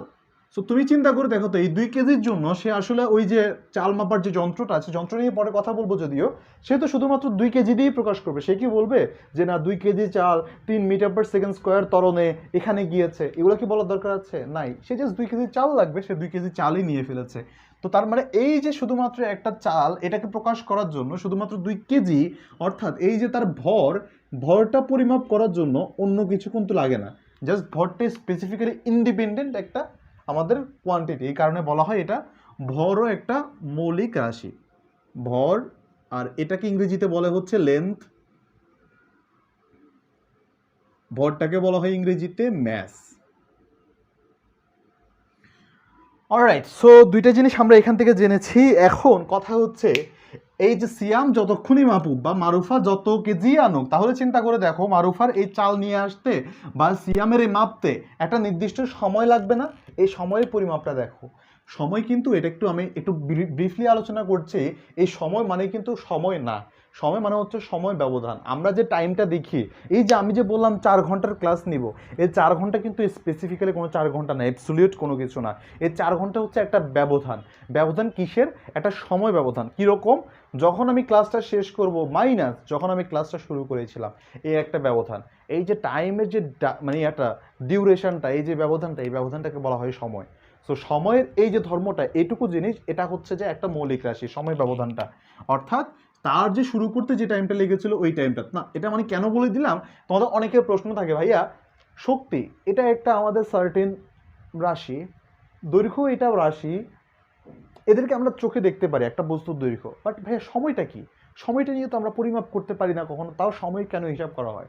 সময় হচ্ছে এমন একটা ধর্ম যেটা কিনা এই যে এখন এই মুহূর্তে যে আমি কথাবার্তা বলছি, এই টাইমটা কোন টাইমটা থেকে মানে করা হচ্ছে, পৃথিবীর সৃষ্টির শুরু থেকে এই টাইমটা কাউন্ট করা হচ্ছে। অর্থাৎ এই যে এখনকার থেকে ওই টাইমটা যদি বিয়োগ করি, এটা তুমি যখন আমরা নর্মালি ম্যাথ করার সময় বলি না যে একটা গাড়ি 5 সেকেন্ড যাচ্ছে, দেখো তো একটা গাড়ি 5 সেকেন্ড পর তার বেগ কত, ডট ডট ডট ডট করে দেখো এই একটা গাড়ি, দেখো এই একটা গাড়ি ধরলাম। সো এই গাড়িটা, সো এই গাড়িটার, সো আমি নর্মালি ধরি হচ্ছে এটা 4 মিনিট ধরে চলেছে, তাই না? এই গাড়িটা ধরো 4 সেকেন্ড ধরে চলেছে। তাহলে 4 সেকেন্ড কীভাবে কাউন্ট করি? 4 সেকেন্ড পরে যে গাড়িটা আছে এখানে, গাড়িটা যখন এখানে এসেছে, দেখো এই যে গাড়িটা যখন এইখানে এসেছে, এখানে আসতে তার যে সময় লেগেছে তার থেকে সে যখন এখানে ছিল তার সময়টাকে আমি বিয়োগ করেছি, অর্থাৎ একটা ব্যবধান। সো আমি এত কথা মানে কেন ডিসক্রাইব করলাম, কারণ ওই যে সময়টাকে তোমার অনেক প্রশ্ন রাখবে, ভাইয়া সময় কি শক্তি নাকি এটা ভর নাকি অন্য কোনো কিছু? সময় ব্যবধানটাকে আমরা একটা মৌলিক রাশি হিসেবে বলি। এই যে সিয়াম যে এটুকু মাপলো, তার একটা সময় লেগেছিল। লাইফ কি ইন্টারাপ্টেড হয়েছে না? ঠিক আছে। এই যে চাল যে আনতে চলে গেছে, এই যে একটা সময় ব্যবধান হয়েছে, এই কারণে আমাদের সময়কেও একটা আমাদের মৌলিক রাশি হিসেবে, কারণ সময়কে প্রকাশ করতে আমার অন্য কোনো প্রয়োজন হয় না। সময়, টাইম। নাইস। এরপর আমাদের কাছে আসে হচ্ছে যে তাপমাত্রা। আজকে খুব গরম লাগছে, দেখো 5 ডিগ্রি সেলসিয়াস লাগলে তো গরম লাগার কথা না, 45 ডিগ্রি সেলসিয়াস হলে গরম লাগবে। সো আজকে টেম্পারেচার হচ্ছে এত, আজকে খুব শীত লাগছে, 5 ডিগ্রি সেলসিয়াস তাপমাত্রা। অর্থাৎ আমার শরীরে একটা জিনিস, একটা কোয়ান্টিটি বা আমাদের শরীরে তাপের পরিমাণ আদান প্রদান হচ্ছে। কিন্তু তুমি চিন্তা করে দেখো, এই যে আদান প্রদানটা, এই রাশিটাকে প্রকাশ করতে আমার কি অন্য কোনো রাশির প্রয়োজন আছে? ম্যাসের প্রয়োজন আছে? অন্য কোনো মৌলিক রাশি কি সম্পর্ক আছে এটার সাথে? দেখো তো তাপমাত্রা, ডিগ্রি সেলসিয়াস, এই তাপমাত্রার সাথে অন্য কোনো মৌলিক রাশির কোনো সম্পর্ক আছে কিনা? নাই। এই কারণে আমি এটাকে প্রকাশ করতে পারি একটা মৌলিক রাশি হিসেবে ইন্ডিপেন্ডেন্টলি, হুইচ ইজ টেম্পারেচার বা তাপমাত্রা।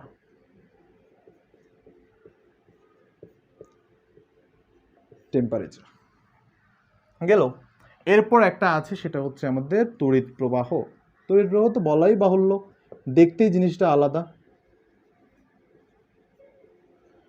তড়িৎ প্রবাহ, ইলেকট্রিসিটি।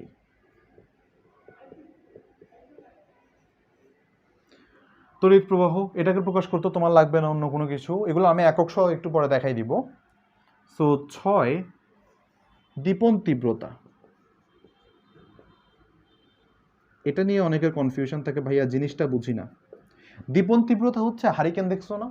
হারিকেনের মধ্যে একটা দীপশিখা উৎপন্ন করে বা আলো উৎপন্ন করে এরকম একটা যন্ত্র। তার যে ইন্টেন্সিটি আছে এটা হচ্ছে একটা, মানে তার যে তীব্রতা আছে, কি পরিমাণ আলো সে বিচ্ছুরণ করতে পারে, কি পরিমাণ আলো দিতে পারে, সেটার উপর ডিপেন্ড করে আর কি। সো এটা হচ্ছে একটা আমাদের রাশি। তারপর হচ্ছে যে বেসিক্যালি লাস্ট যেটা, সেটা হচ্ছে পদার্থের পরিমাণ।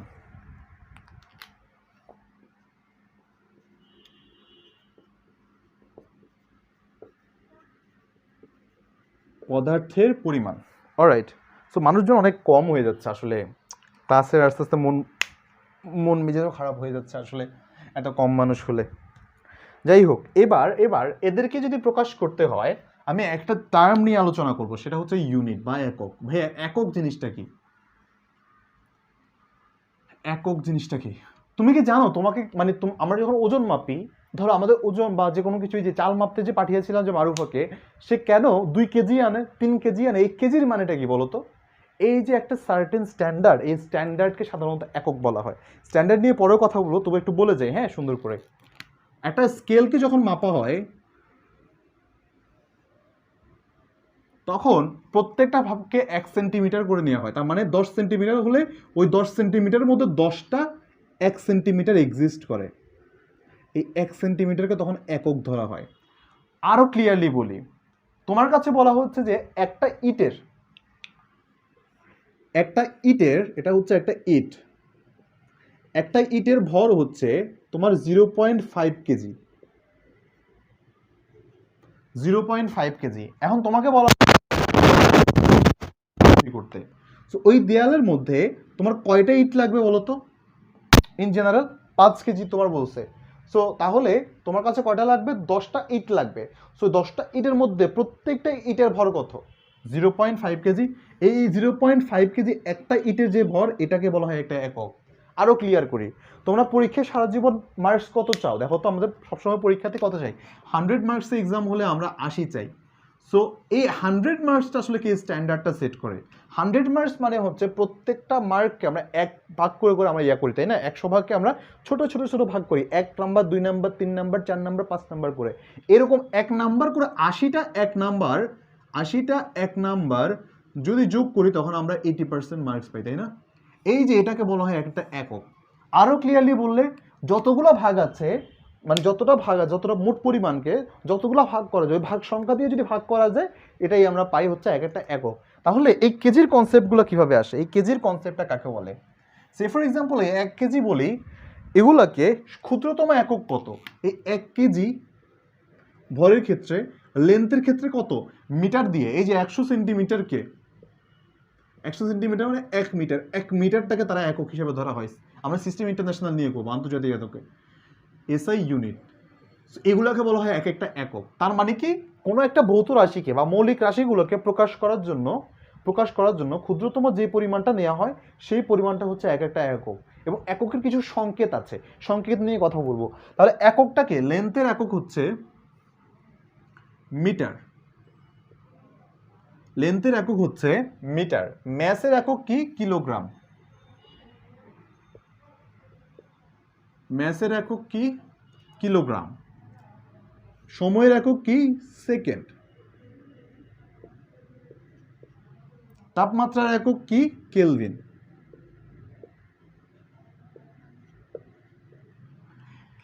তড়িৎ প্রবাহ অ্যাম্পিয়ার।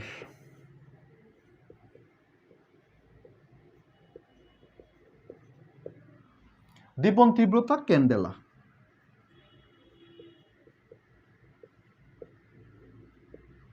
পদার্থের পরিমাণ মোল, 1 মোল 2 মোল করে বলা হয়, মোল। খুব ভালো কথা।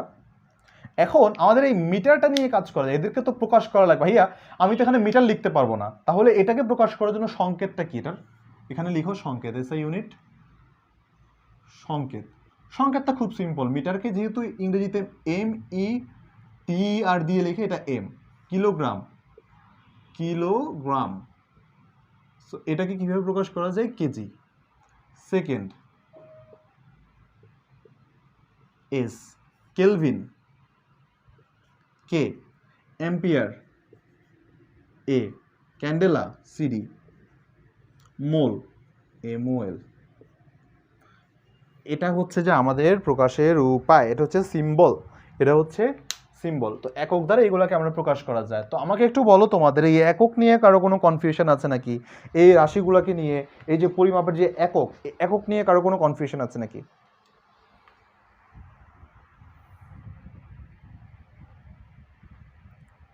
অলরাইট অলরাইট অলরাইট স্যার, আমি সিরাজগঞ্জ থেকে অ্যাড হয়েছি। Very good very good, thank you so much. Muktar Hossain,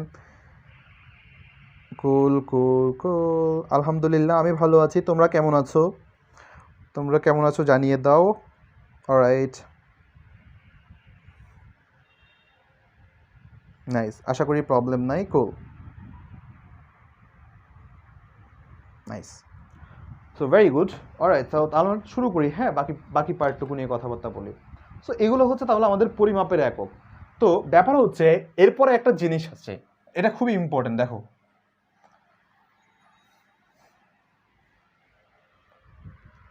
মৌলিক রাশি নিয়ে আমরা আলোচনা করেছি, এবার খুবই ইম্পর্টেন্ট। অনেকে আমাকে জিজ্ঞাসা করে, ভাইয়া প্রিফিক্স নিয়ে অনেক প্রবলেম হয়, এই জিনিসগুলো নিয়ে তোমাদের একটু ঝামেলা হয়।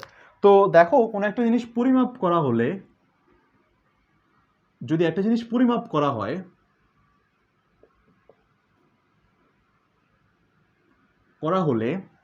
সেই পরিমাপকৃত জিনিসটা আসলে অনেক বেশি হতে পারে বা কমও হতে পারে। দেখো, জিনিসটা একটু খোলার মানে একটু খুলে বলি।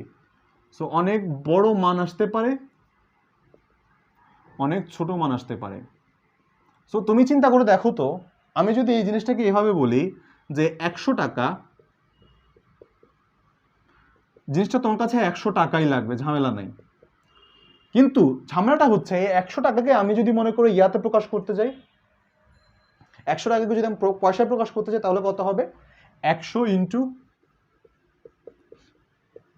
100 ইজ ইকুয়াল টু, তাহলে এখানে কত? 10,000 হয়ে যায় মনে হয়। ধরো 1000, হ্যাঁ 10,000 হয়ে যায়। সো 10,000 পয়সা হয়ে যায় আমার কাছে, 10,000 পয়সা। সো এখান তো 1,000, তাহলে 10,000 টাকার পয়সা কতটুকু হবে? তাহলে চিন্তা করে দেখো, আরও বেশি। তাহলে চিন্তা করে দেখো, এই যে এতগুলো শূন্য লেখার কি আসলে কোনো দরকার আছে? বা শূন্য লেখা অনেকগুলো কষ্টকর না? সো বিজ্ঞানীরা এটাকে ইয়া করার জন্য একটা সায়েন্টিফিক প্রসেস বের করে, সায়েন্টিফিক পদ্ধতিতে তারা লেখা শুরু করে। সো এটাকে ইন জেনারেল আমরা আসলে কিভাবে লিখতে পারি? সো এটাকে লেখা যায় 10⁴ পয়সা। সো বিজ্ঞানীরা শুধু এখানে থেমে যান না, এটাকে সহজভাবে লেখা যায়। এদেরও আবার কিছু নাম দিয়েছেন, এই নামগুলো নিয়ে আমরা একটু পরে কথা বলবো, প্রিফিক্স নিয়ে। তবে সিস্টেমটা হচ্ছে এরকম যে প্রথম দিকে আমাদের হিসাবের সুবিধার্থে এককগুলোকে তারা কিছু ছোট সিস্টেম শুরু করে। জিনিসটা যেমন, তুমি যখন টাকাকে যেমন এভাবে পয়সা প্রকাশ করলে অনেক বড় হয়ে যায়। সো তুমি যখন দেখো আলোর বেগটাকে আমি যদি প্রকাশ করি 3 × 10⁸ মিটার পার সেকেন্ড, এইটাকে এত বড় করে যদি না লিখে তুমি যদি এভাবে লিখতে যাও, 3 × 10⁸কে তুমি যদি বারবার করে এভাবে লিখতে যাও, তুমি বুঝতেছো তোমার ভয়ানক অবস্থা হয়ে যাবে। প্যারাটা বুঝতেছো কোথায়? তো এই কারণে ঝামেলাটা হয় যে তারা এই যে এরকম একটা সিস্টেম তৈরি করে, বা এটাকে লেখা যায় এরকম 30 ইন্টু, ধরো 0.3 ইন্টু 10⁹, এটাকে আসলে এভাবে প্রকাশ করা যায়। 10⁹ এর একটা নাম দেয়, এটাকে বলা হয় প্রিফিক্স। এই প্রিফিক্সগুলো নিয়ে আমরা একটু কথাবার্তা বলবো। তাহলে তোমরা কি এটা বুঝতে পেরেছো কি কেন এই বড় মান ছোট মানের মধ্যে পার্থক্য কতটুকু? এই বড় মানগুলোকে কিভাবে ছোট মানে প্রকাশ করা যায়? দেখো, এই যে একটা বড় মান, এই বড় মানটাকে আমরা এককটাকে যদি একটু চেঞ্জ করে দিই, তাহলে ছোট মানে, এই যে এখানে হচ্ছে পয়সা একক, এখানে যখন টাকা এককে চলে যাচ্ছে, এই জিনিসটা আসলে অনেক ছোট হয়ে যায়। এই কনসেপ্টটা কি তোমাদের মাথায় ধরেছে কিনা? তাহলে আমি প্রিফিক্সে যাব। এই প্রিফিক্সের বইয়ের এটা তোমাদের অনেক বেশি সমস্যা হয়, কারণ এইটাকে লিখতে সমস্যাগুলো কি কি? এটাকে লিখতে অনেকগুলো শূন্য লাগে, লিখতে অনেক সময় লাগে। 2, যত বড় ডিজিটগুলো হবে তত ভুল হওয়ার সম্ভাবনা বেশি থাকে। একটা ডিজিট যদি বাদ পড়ে যায়, তুমি বুঝতেছো কত ঝামেলা হওয়া উচিত। সো এটাকে প্রিসাইজ করার জন্য মানুষ একটা সিস্টেম আবিষ্কার করে যে সায়েন্টিফিক ওয়েতে লেখা। সো এটা নিয়ে একটু পরে কথা বলি। সায়েন্টিফিক ওয়ে হচ্ছে যে এটাই আর কি, এটাই আর কি 10⁴ হিসেবে লেখা এরকম করে। সো এটা তোমরা পরের ক্লাসে গিয়ে তোমরা বুঝতে পারবে যে সিগনিফিকেন্ট আসলে ফিগারগুলো নিয়ে কীভাবে কাজ করা যায়। সো এটা যদি তোমাদের কাছে ক্লিয়ার হয় তাহলে আমরা এটা নিয়ে কথা বলি, একটু উপসর্গ বা গুণিতক নিয়ে একটু কথাবার্তা বলি। উপসর্গ বা গুণিতক,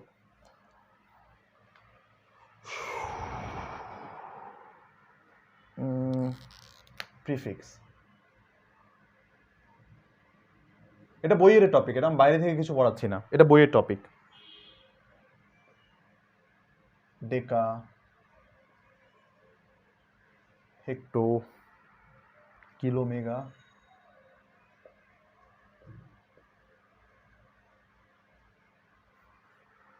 তারপর হচ্ছে গিগা, টেরা, পেটা, এক্সা।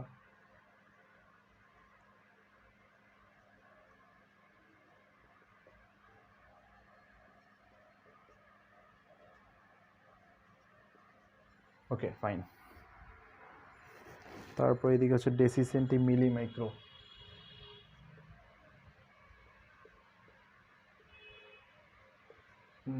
মিলি, মাইক্রো, ওকে ফাইন। তারপর ন্যানো, পিকো, ফেমটো, এটো।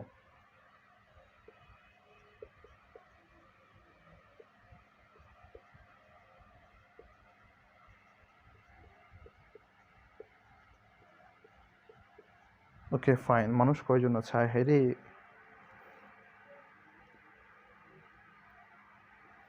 কি একটা অবস্থা, এত কম মানুষ নিয়ে কেমনে কীভাবে করবো বলো।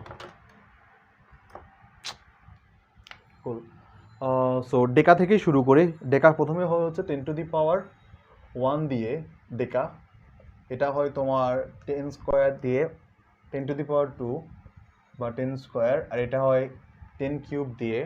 মেগা মানে 10⁻6, গিগা মানে 10⁻9, টেরা মানে 10⁻12, 10⁻15 হলে হচ্ছে তো পেটা। লেখা কি দেখা যাচ্ছে?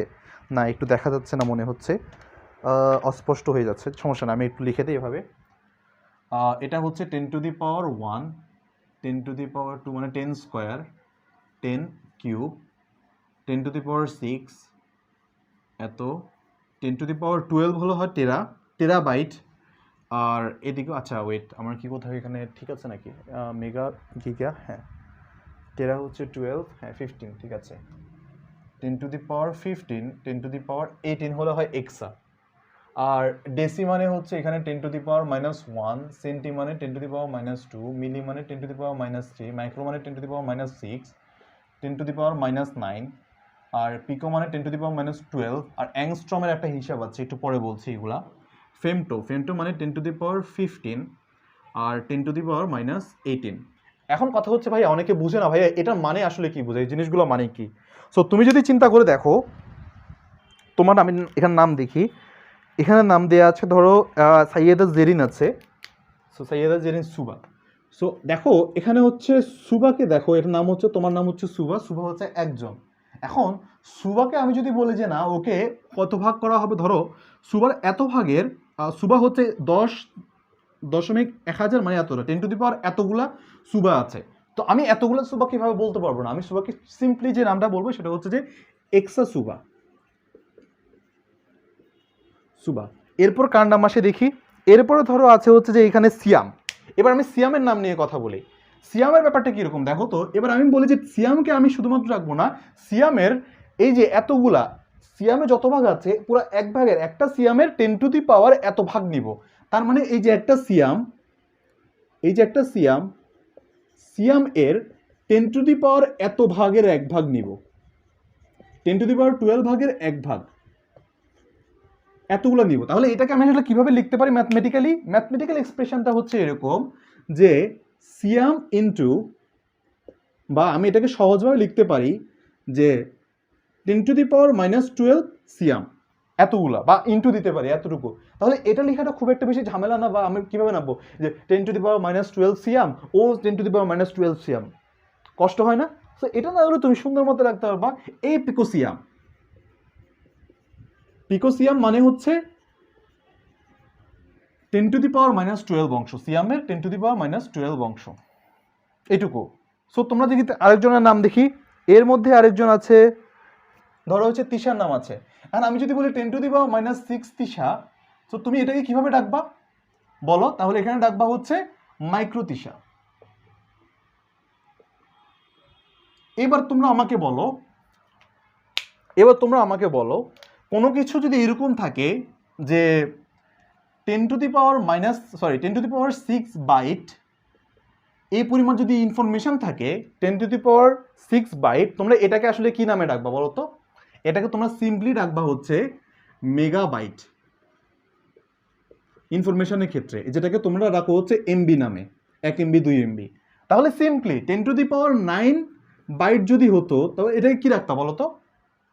এটাকে ডাকতে হচ্ছে গিগাবাইট, এটাকে নামে ডাকতে হচ্ছে গিগাবাইট। এবার বলো তো আমাকে, তোমাদের এই প্রিফিক্স নিয়ে আর কোনো সমস্যা আছে কিনা? তোমরা বুঝতে পেরেছো কিনা পুরো যে প্রিফিক্সের কনসেপ্টটা, কেন এই নামগুলো এভাবে দেওয়া হয়েছে, কেন এইগুলোকে আমি নর্মালি বলি কি জানো, এটাকে বলে প্যাকেট থিওরি। প্যাকেট থিওরিটা একটু বোঝার চেষ্টা করো। এটা হচ্ছে একটা প্যাকেট, যে প্যাকেটের মধ্যে 10⁻3 সংখ্যক আছে। এটা হচ্ছে একটা প্যাকেট, এখানে 10⁻6 আছে।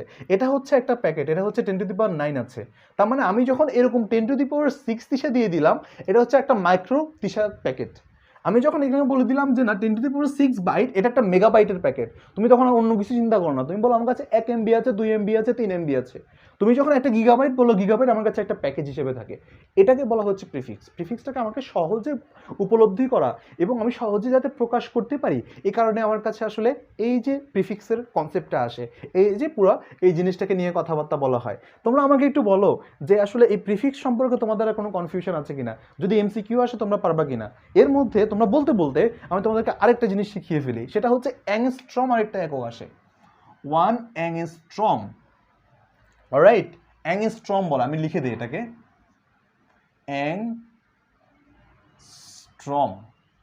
অ্যাংস্ট্রম। এটার মানে হচ্ছে 10⁻⁻10 metre. 1 angstrom is equal to 10⁻⁻10 metre. লেখা দেখা যাচ্ছে না? হ্যাঁ দেখা যাচ্ছে, কোনো কনফিউশন নাই। Thank you. অলরাইট। ওয়ালাইকুম আসসালাম বর্ষা। সো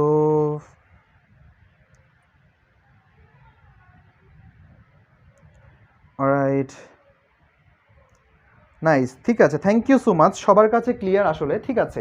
এবার আরেকটা কনসেপ্ট আসবে, এবার আমাদের মাত্রা। তাহলে আমি ধরে নিলাম তোমাদের এই প্রিফিক্স নিয়ে কারো কোনো সমস্যা নেই, এই প্রিফিক্সগুলোকে আমরা এভাবে ইউজ করতে পারবো। তাহলে এবার সিম্পলি তোমাদেরকে যদি বলা হয় যে না 1 ন্যানোমিটারকে প্রকাশ করো, আমি তোমাদেরকে দুইটা জিনিস তোমাদের প্রশ্ন করবো, কয়েকটা একটু তোমাদের থেকে একটু নেই, ফিডব্যাক নেই। তোমাদেরকে যদি বলা হয় 1 ন্যানোমিটার, এনএম মানে হচ্ছে ন্যানোমিটার, এটা মানে হচ্ছে 1 ন্যানোমিটার। 1 ন্যানোমিটার মানে তোমরা আসলে কিভাবে লিখবা বলো তো? সিম্পল, আমি আগে 1 যা আছে তা লিখবো, আর এখানে হচ্ছে আমি লিখবো হচ্ছে মিটার, 1 ন্যানোমিটার। এখন ভাই প্রকাশ করবো কিভাবে? ন্যানো মানে তুমি শিখে আসছো প্রিফিক্স কত, 10⁻9 -9। তাহলে তুমি এটা লিখবা 10⁻1 ইন্টু থাকা না থাকা একই কথা, 10⁻⁻9 মিটার। এখন আমি তোমাকে যদি বলি যে ভাইয়া এখন 1 সেন্টিমিটার মানে কত ন্যানোমিটার, ধরো 1 সেন্টিমিটার এভাবে না, 1 ন্যানোমিটার ইজ ইকুয়াল টু কত সেন্টিমিটার, এটা কিভাবে প্রকাশ করব? খুবই সহজ একদম, দেখো চিল। এবার দেখো এটাকে আসলে কিভাবে প্রকাশ করা যায়। 1 সেন্টিমিটার মানে কত? 1 সেন্টিমিটার মানে হচ্ছে 10⁻⁻2 মিটার। 1 ন্যানোমিটার মানে কত? 10⁻⁻9 মিটার। তোমার চিন্তার কোনো কারণই নাই, তুমি এখান থেকে দেখো আমার কাছে কি চেয়েছে, এই দুইটার মধ্যে পার্থক্য। তো তুমি চিন্তা করে দেখবা এখানে, অতএব 1 ন্যানোমিটার, নিচে যা আছে এটা লিখো, এখানে লিখবা 1 সেন্টিমিটার। চেয়েছে কি 1 ন্যানোমিটার কত সেন্টিমিটার, সিম্পল তুমি এখানে লিখবা এত সেন্টিমিটার। তাহলে তুমি জাস্ট এখানের যে পাওয়ারটা আছে, এই পাওয়ার থেকে এই পাওয়ারটা বিয়োগ করো, কত? 10⁻⁻7। কাজ শেষ, খেলা শেষ। এই যে তোমার এইটা 1 ন্যানোমিটার এগুলো এত সেন্টিমিটার। এটা কি শিখালাম? কনভার্সন।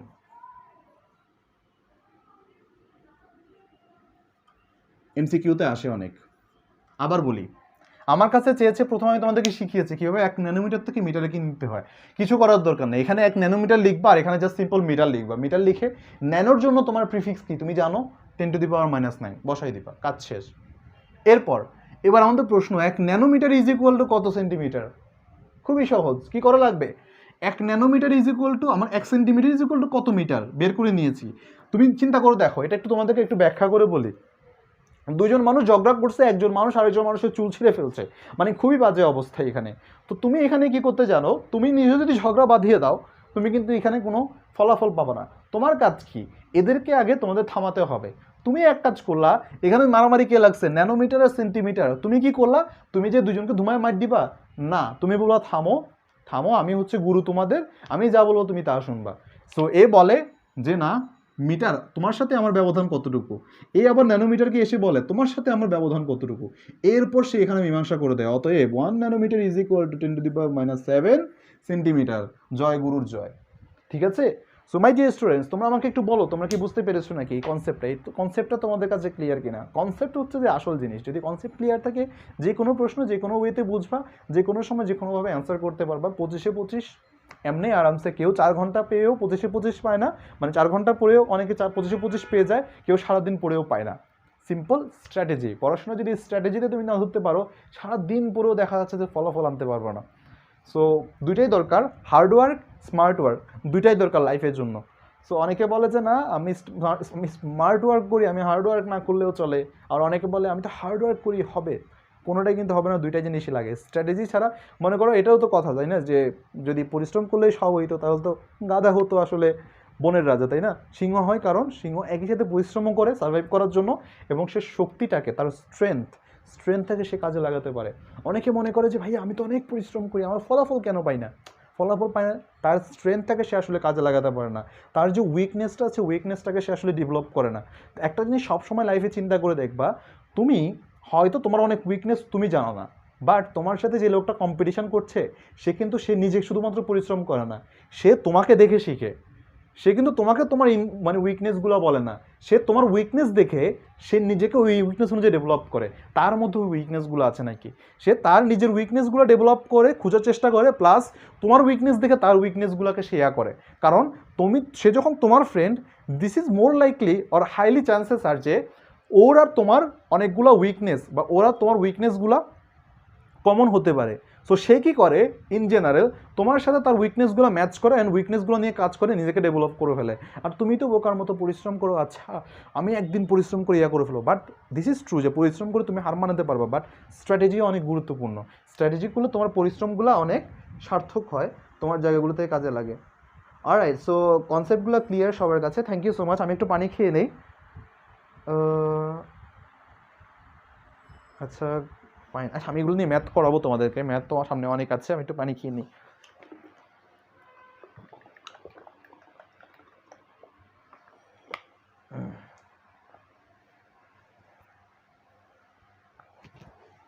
রাইট, কুল, ফাইন। তারপর আমরা এখন যাবো মাত্রায়। মাত্রা নিয়ে তোমাদের কনফিউশনের শেষ নেই, আমি যতদূর শুনেছিলাম তোমাদের কাছ থেকে। মাত্রা কি জিনিসটা ফিল করতে পারি না, মাত্রা আবার কি?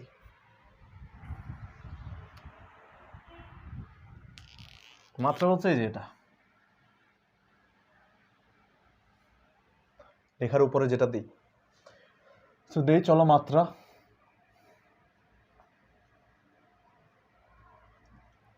সো মাত্রাকে ইংরেজিতে বলে হচ্ছে তোমার ডাইমেনশন। বলো, এভাবে বলো, ডাইমেনশন। অলরাইট, মাত্রাকে বলে ডাইমেনশন। সো ভালো মতো বলো ডাইমেনশন। সো ডাইমেনশন বা মাত্রা কাকে বলে, একটা জিনিস আগে লিখে নাও, মাত্রার জন্মই হয়েছে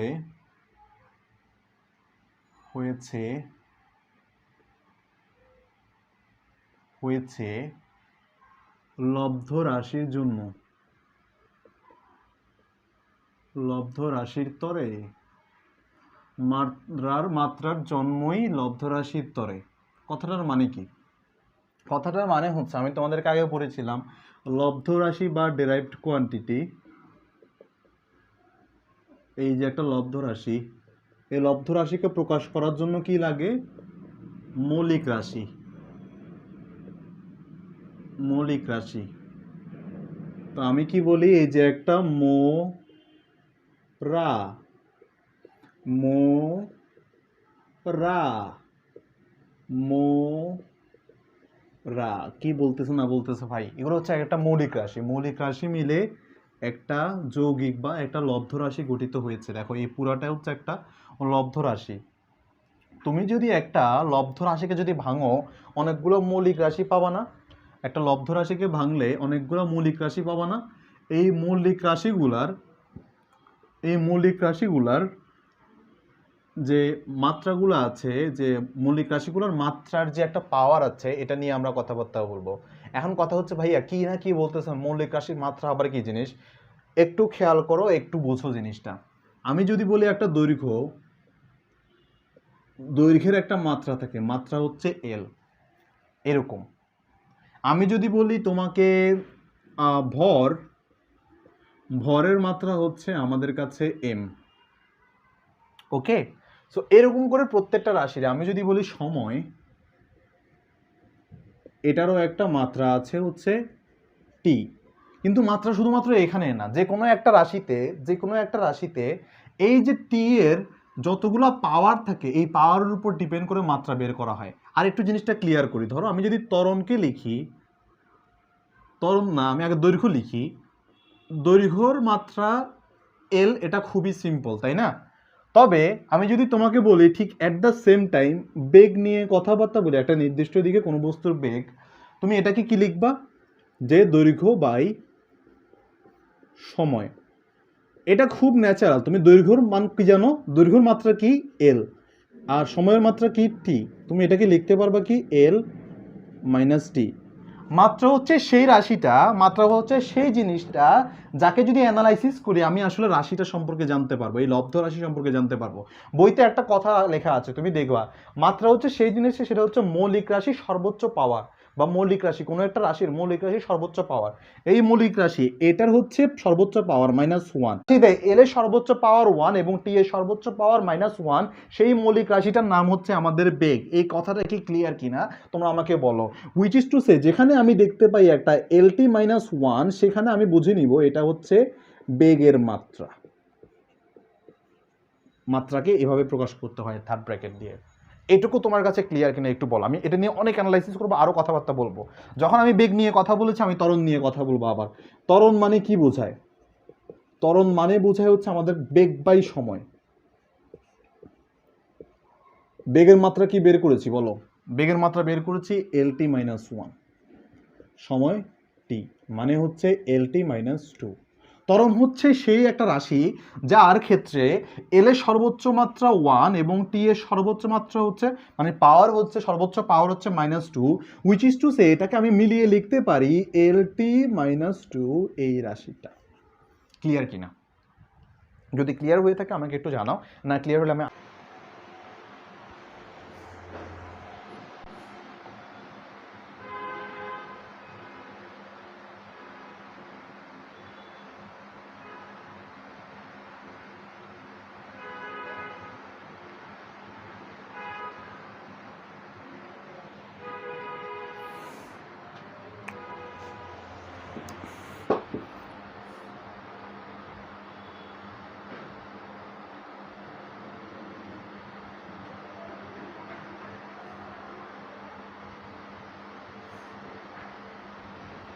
সবাই একটু কাইন্ডলি ভিডিওটা আবার শেয়ার করে দাও বেশি বেশি।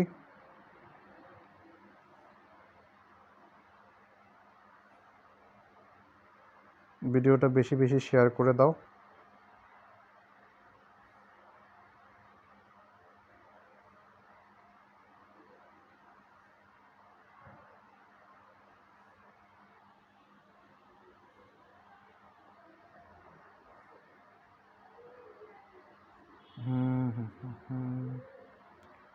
ওকে,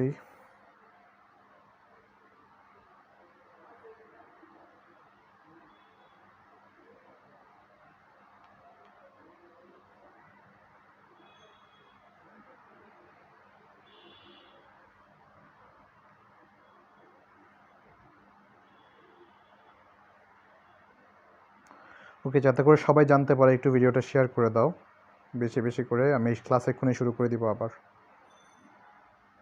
নাইস। অলরাইট, ওয়ালাইকুম আসসালাম সবাইকে। So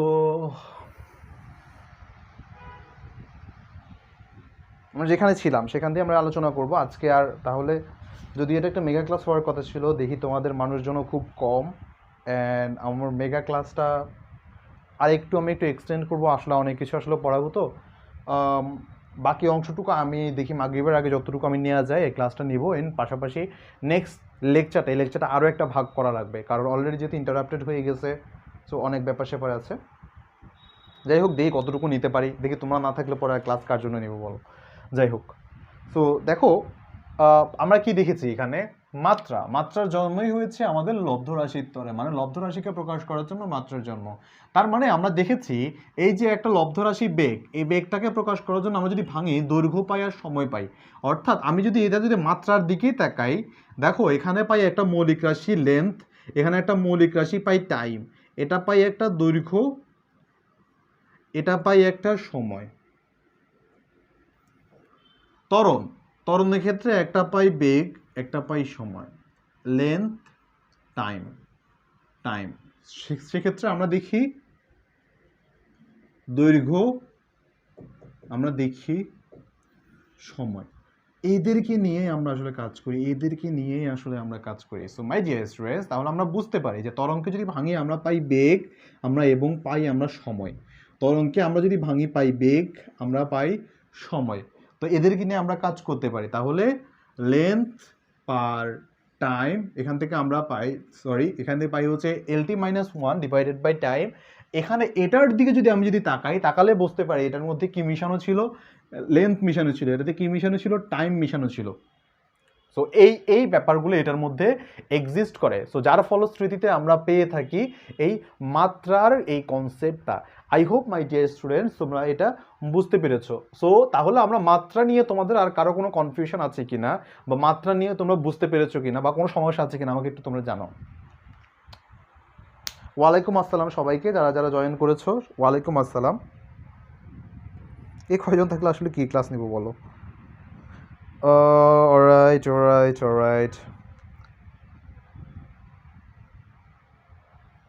Great.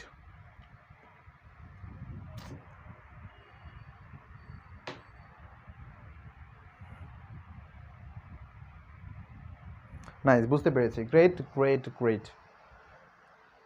সো এগুলো নিয়ে তাহলে আর আমাদের কথাবার্তা বলার কিছু নাই। আর আমরা নর্মালি জানি যে আসলে এক একটা রাশিকে আমরা লেন দিয়ে প্রকাশ করি, মিটার দিয়ে প্রকাশ করি, এই জিনিসগুলো।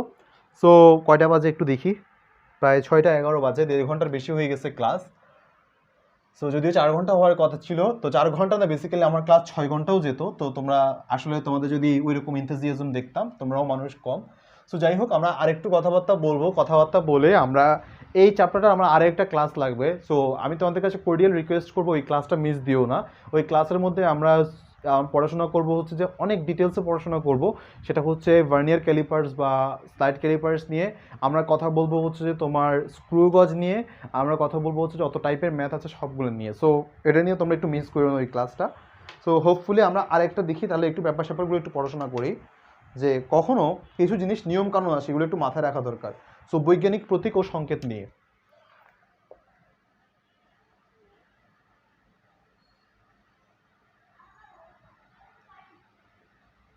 বৈজ্ঞানিক প্রতীক ও সংকেত লেখার নিয়ম।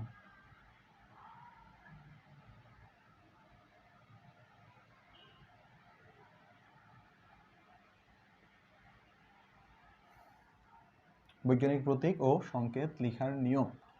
অলরাইট, এটা লেখার নিয়মের ক্ষেত্রে আমি সবগুলো বলবো না, তবে তোমার আসলে এই জিনিসটা কিছু জিনিস আসলে মাথায় রাখার দরকার। অলরাইট, সো যখন কিনা আমরা লিখবো যে গুণ করে প্রাপ্ত, যদি আমাদের যদি মনে করো যে কিছু কিছু আসে না যে নিউটন মিটার, এক্ষেত্রে যদি কোনো ধরো দুইটা প্রতীক থাকে, সো এটার ক্ষেত্রে আমরা সবসময় লিখবো মাঝে একটু স্পেস দিয়ে লেখার ট্রাই করবো, আমরা লেখার ট্রাই করবো। 2 নাম্বার যেটা আমাদের বলা দরকার সেটা হচ্ছে কখনো এককগুলোকে প্লুরাল এভাবে লেখা যাবে না। যদি প্লুরাল থাকে কখনো কেজিএস বা তোমার এভাবে লেখা যায় কিলোগ্রামস বলা যায় না, কখনো বলা হয় না মিটার্স বলবা না, তুমি বলবো হচ্ছে এরকম, জাস্ট এগুলো কখনো প্লুরালে দেওয়া হয় না বা বহুবচন লেখা হয় না। সো এরপর যেটা শেখা হয় সেটা হচ্ছে নর্মালি যেগুলো হচ্ছে যে বড় উপসর্গ সেগুলো বড় হাতে হবে, লাইক যেগুলো কিনা বলা হয় 10⁶, এটা কি হয় বলো, মেগা না, মেগাটা সবসময় এত হবে। সো তারপর যদি মনে করো তোমার যদি মনে করো গিগা থাকে, গিগার ক্ষেত্রে সবসময় বড় হাতের অক্ষর থাকবে। সো এগুলো জাস্ট একটু মাথায় রাখবা আর কি। সিমিলারলি আমরা যদি বলা হয় যে ন্যানোর ক্ষেত্রে কি হবে, এগুলো ছোট হাতের হবে। যেগুলো ওই যে 10⁻⁻6 যেগুলো ছোট থাকে, ছোটগুলো ছোট হাতের অক্ষরে, বড় যেগুলো ওগুলো হচ্ছে বড় হাতের অক্ষরে লিখতে হয়। আর এগুলোর মধ্যে বলার মতো বাকি সব আর কোনো কিছু নাই, যেগুলো আছে ওগুলো তোমরা এমনি বুঝবা। আর আর আর অলরাইট, নো ওয়ারিজ। সো এইগুলাই আর কি, যে মোটামুটি আমরা এভাবে লিখতে পারি। আর একটা কথা, আসলে নেক্সট দিন আমরা যে জিনিসটা পড়াশোনা করব, লাইফটা আসলে মাঝখান দিয়ে আমি কন্টিনিউ করে যাচ্ছিলাম, হঠাৎ করে ফাইন। সো আমরা জাস্ট কন্টিনিউ করে যাচ্ছিলাম, হঠাৎ করে ইন্টারনেটে ড্রপ করার কারণে, মানে ফেসবুকের মাঝে মধ্যে একটু গ্লিচ হয়, অনেকক্ষণ ধরে লাইফ চলতে চলতে হঠাৎ করে গ্লিচ করে লাইফটা কেটে যায়, ফোন গরম হয়ে যায় অনেক রিজনে। সো যাই হোক, তো সমস্যা নেই, যারা যারা ছিল সবাইকে অসংখ্য ধন্যবাদ। আর আমি একটু ফিডব্যাকও নিব, তবে আমি নেক্সট দিন কি পড়াবো এটা একটু বলে নিই। হ্যাঁ, নেক্সট ক্লাসটা মোস্ট প্রবাবলি কালকেও হতে পারে, কালকে সন্ধ্যা 7টার দিকেও হতে পারে, অথবা অথবা তোমাদের ক্লাসটা পরশু দিন হবে ইনশাল্লাহ। সো একটু খেয়াল রাখো। অ্যান্ড কালকে কিন্তু তোমাদের আমি ম্যাথ ক্লাস নেওয়ার চেষ্টা করবো ইনশাল্লাহ, রুটিন ওয়াইজ, অথবা ফিজিক্স ক্লাসই হওয়ার চিন্তা ভাবনা করবো। সো আমাদের রেগুলার যে ক্লাসগুলো ইনশাল্লাহ শুরু হয়ে যাবে, সো চিন্তা করো না। আমি নেক্সট দিন পড়াবো হচ্ছে তোমাদেরকে যন্ত্র। নেক্সট দিন তোমাকে পড়াবো হচ্ছে স্লাইড ক্যালিপার্স এবং স্ক্রু গজ নিয়ে ডিটেলস, এবং অল টাইপস অফ ম্যাথস।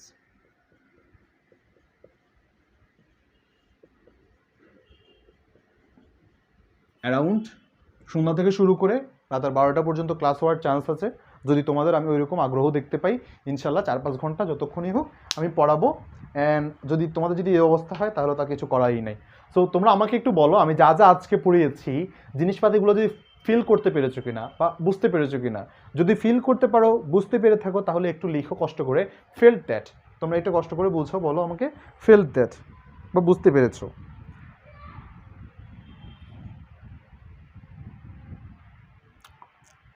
যদি তোমরা, তাহলে কালকে ক্লাস কয়টা হবে? কালকে ক্লাস 4টা বাজে তোমাদের যেটা নর্মাল রুটিনে ক্লাস হওয়ার কথা ইনশাল্লাহ সেটা হবে। সো রুটিন যে ক্লাসগুলো ওইখানে আমি সেকেন্ড অধ্যায় থেকে শুরু করব।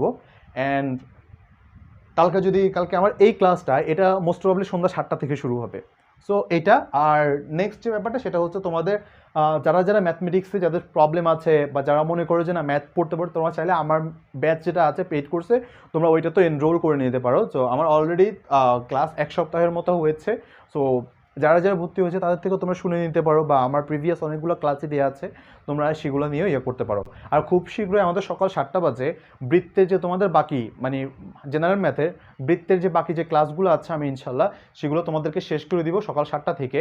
এটা হচ্ছে পরশু দিন থেকে শুরু হবে, সকাল 7টা থেকে 8টা পর্যন্ত ক্লাসগুলো হবে ইনশাল্লাহ, সেটাও শুরু হবে। তো যারা যারা ছিল সবাইকে অনেক ধন্যবাদ। আমাকে একটু বলো তোমাদের কোনো প্রবলেম আছে কিনা, কোনো কোয়েশ্চেন আছে নাকি, এটা একটু অ্যান্সার দিয়ে আমি ক্লাসটা শেষ করবো।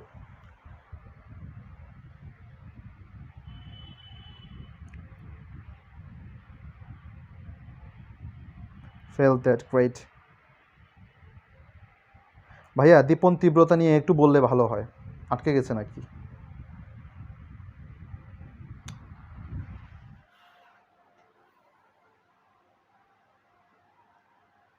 আচ্ছা আচ্ছা, আটকে গেল নাকি আবার?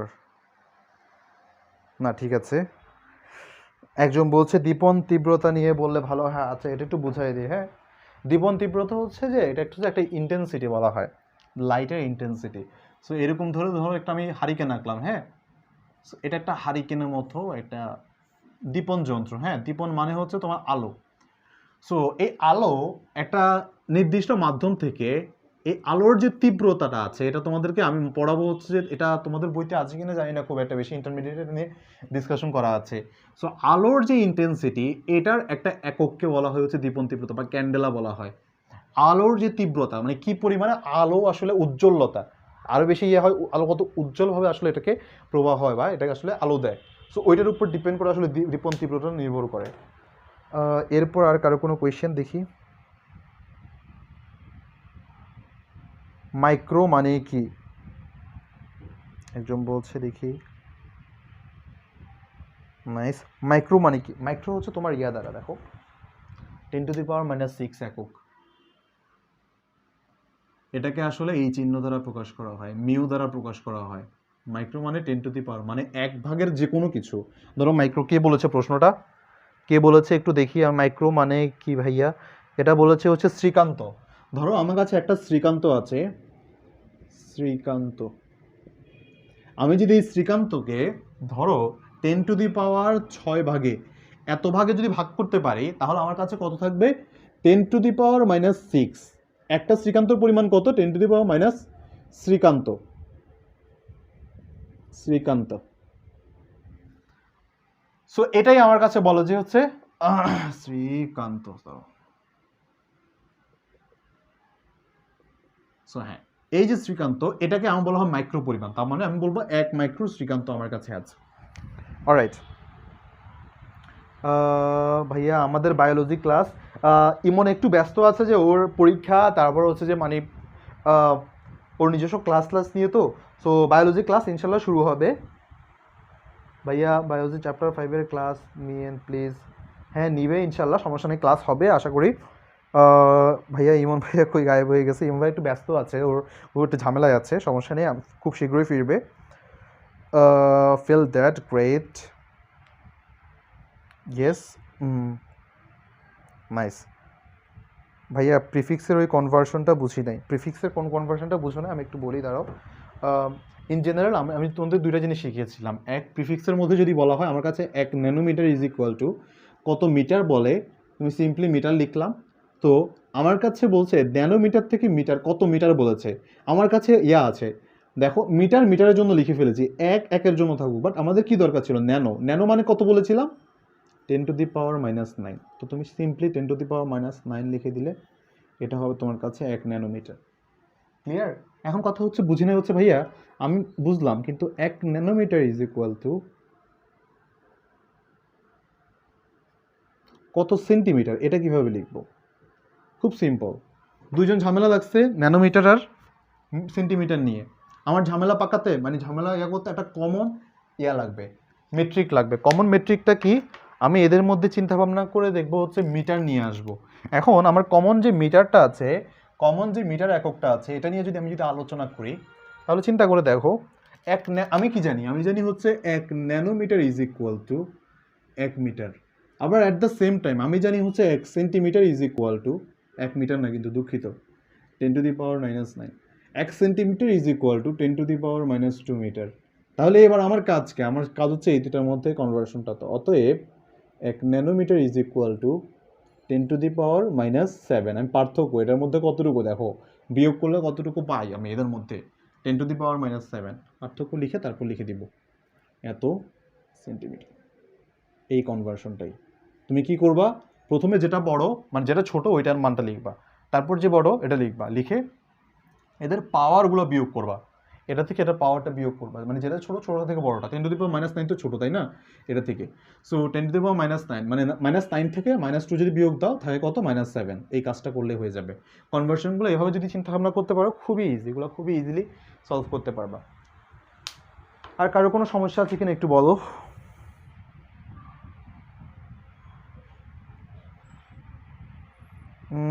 Thank you so much. Next physics class কখন হবে? নেক্সট ফিজিক্স ক্লাসটা তোমাদের বললামই তো, কালকে একটা ক্লাস আছে ইনশাল্লাহ, রুটিন অনুযায়ী যদিও। সো নেক্সট আবার এই ক্লাসটা আমি ট্রাই করবো হয় কালকে অথবা পরশু সন্ধ্যা 7টা বাজে। এটার ক্লাসটা হবে সন্ধ্যা 7টা বাজে। আর নেক্সট দিনে আমরা শুরু করবো হচ্ছে যে তোমার গতি। অলরাইট, সো হোপফুলি তোমাদের আসলে যত ক্লাস এখন পর্যন্ত বাকি হয়েছে সবগুলো, আমি অসুস্থতার কারণে মাঝখানে রুটিনটা অনেক ব্রেক হয়েছে।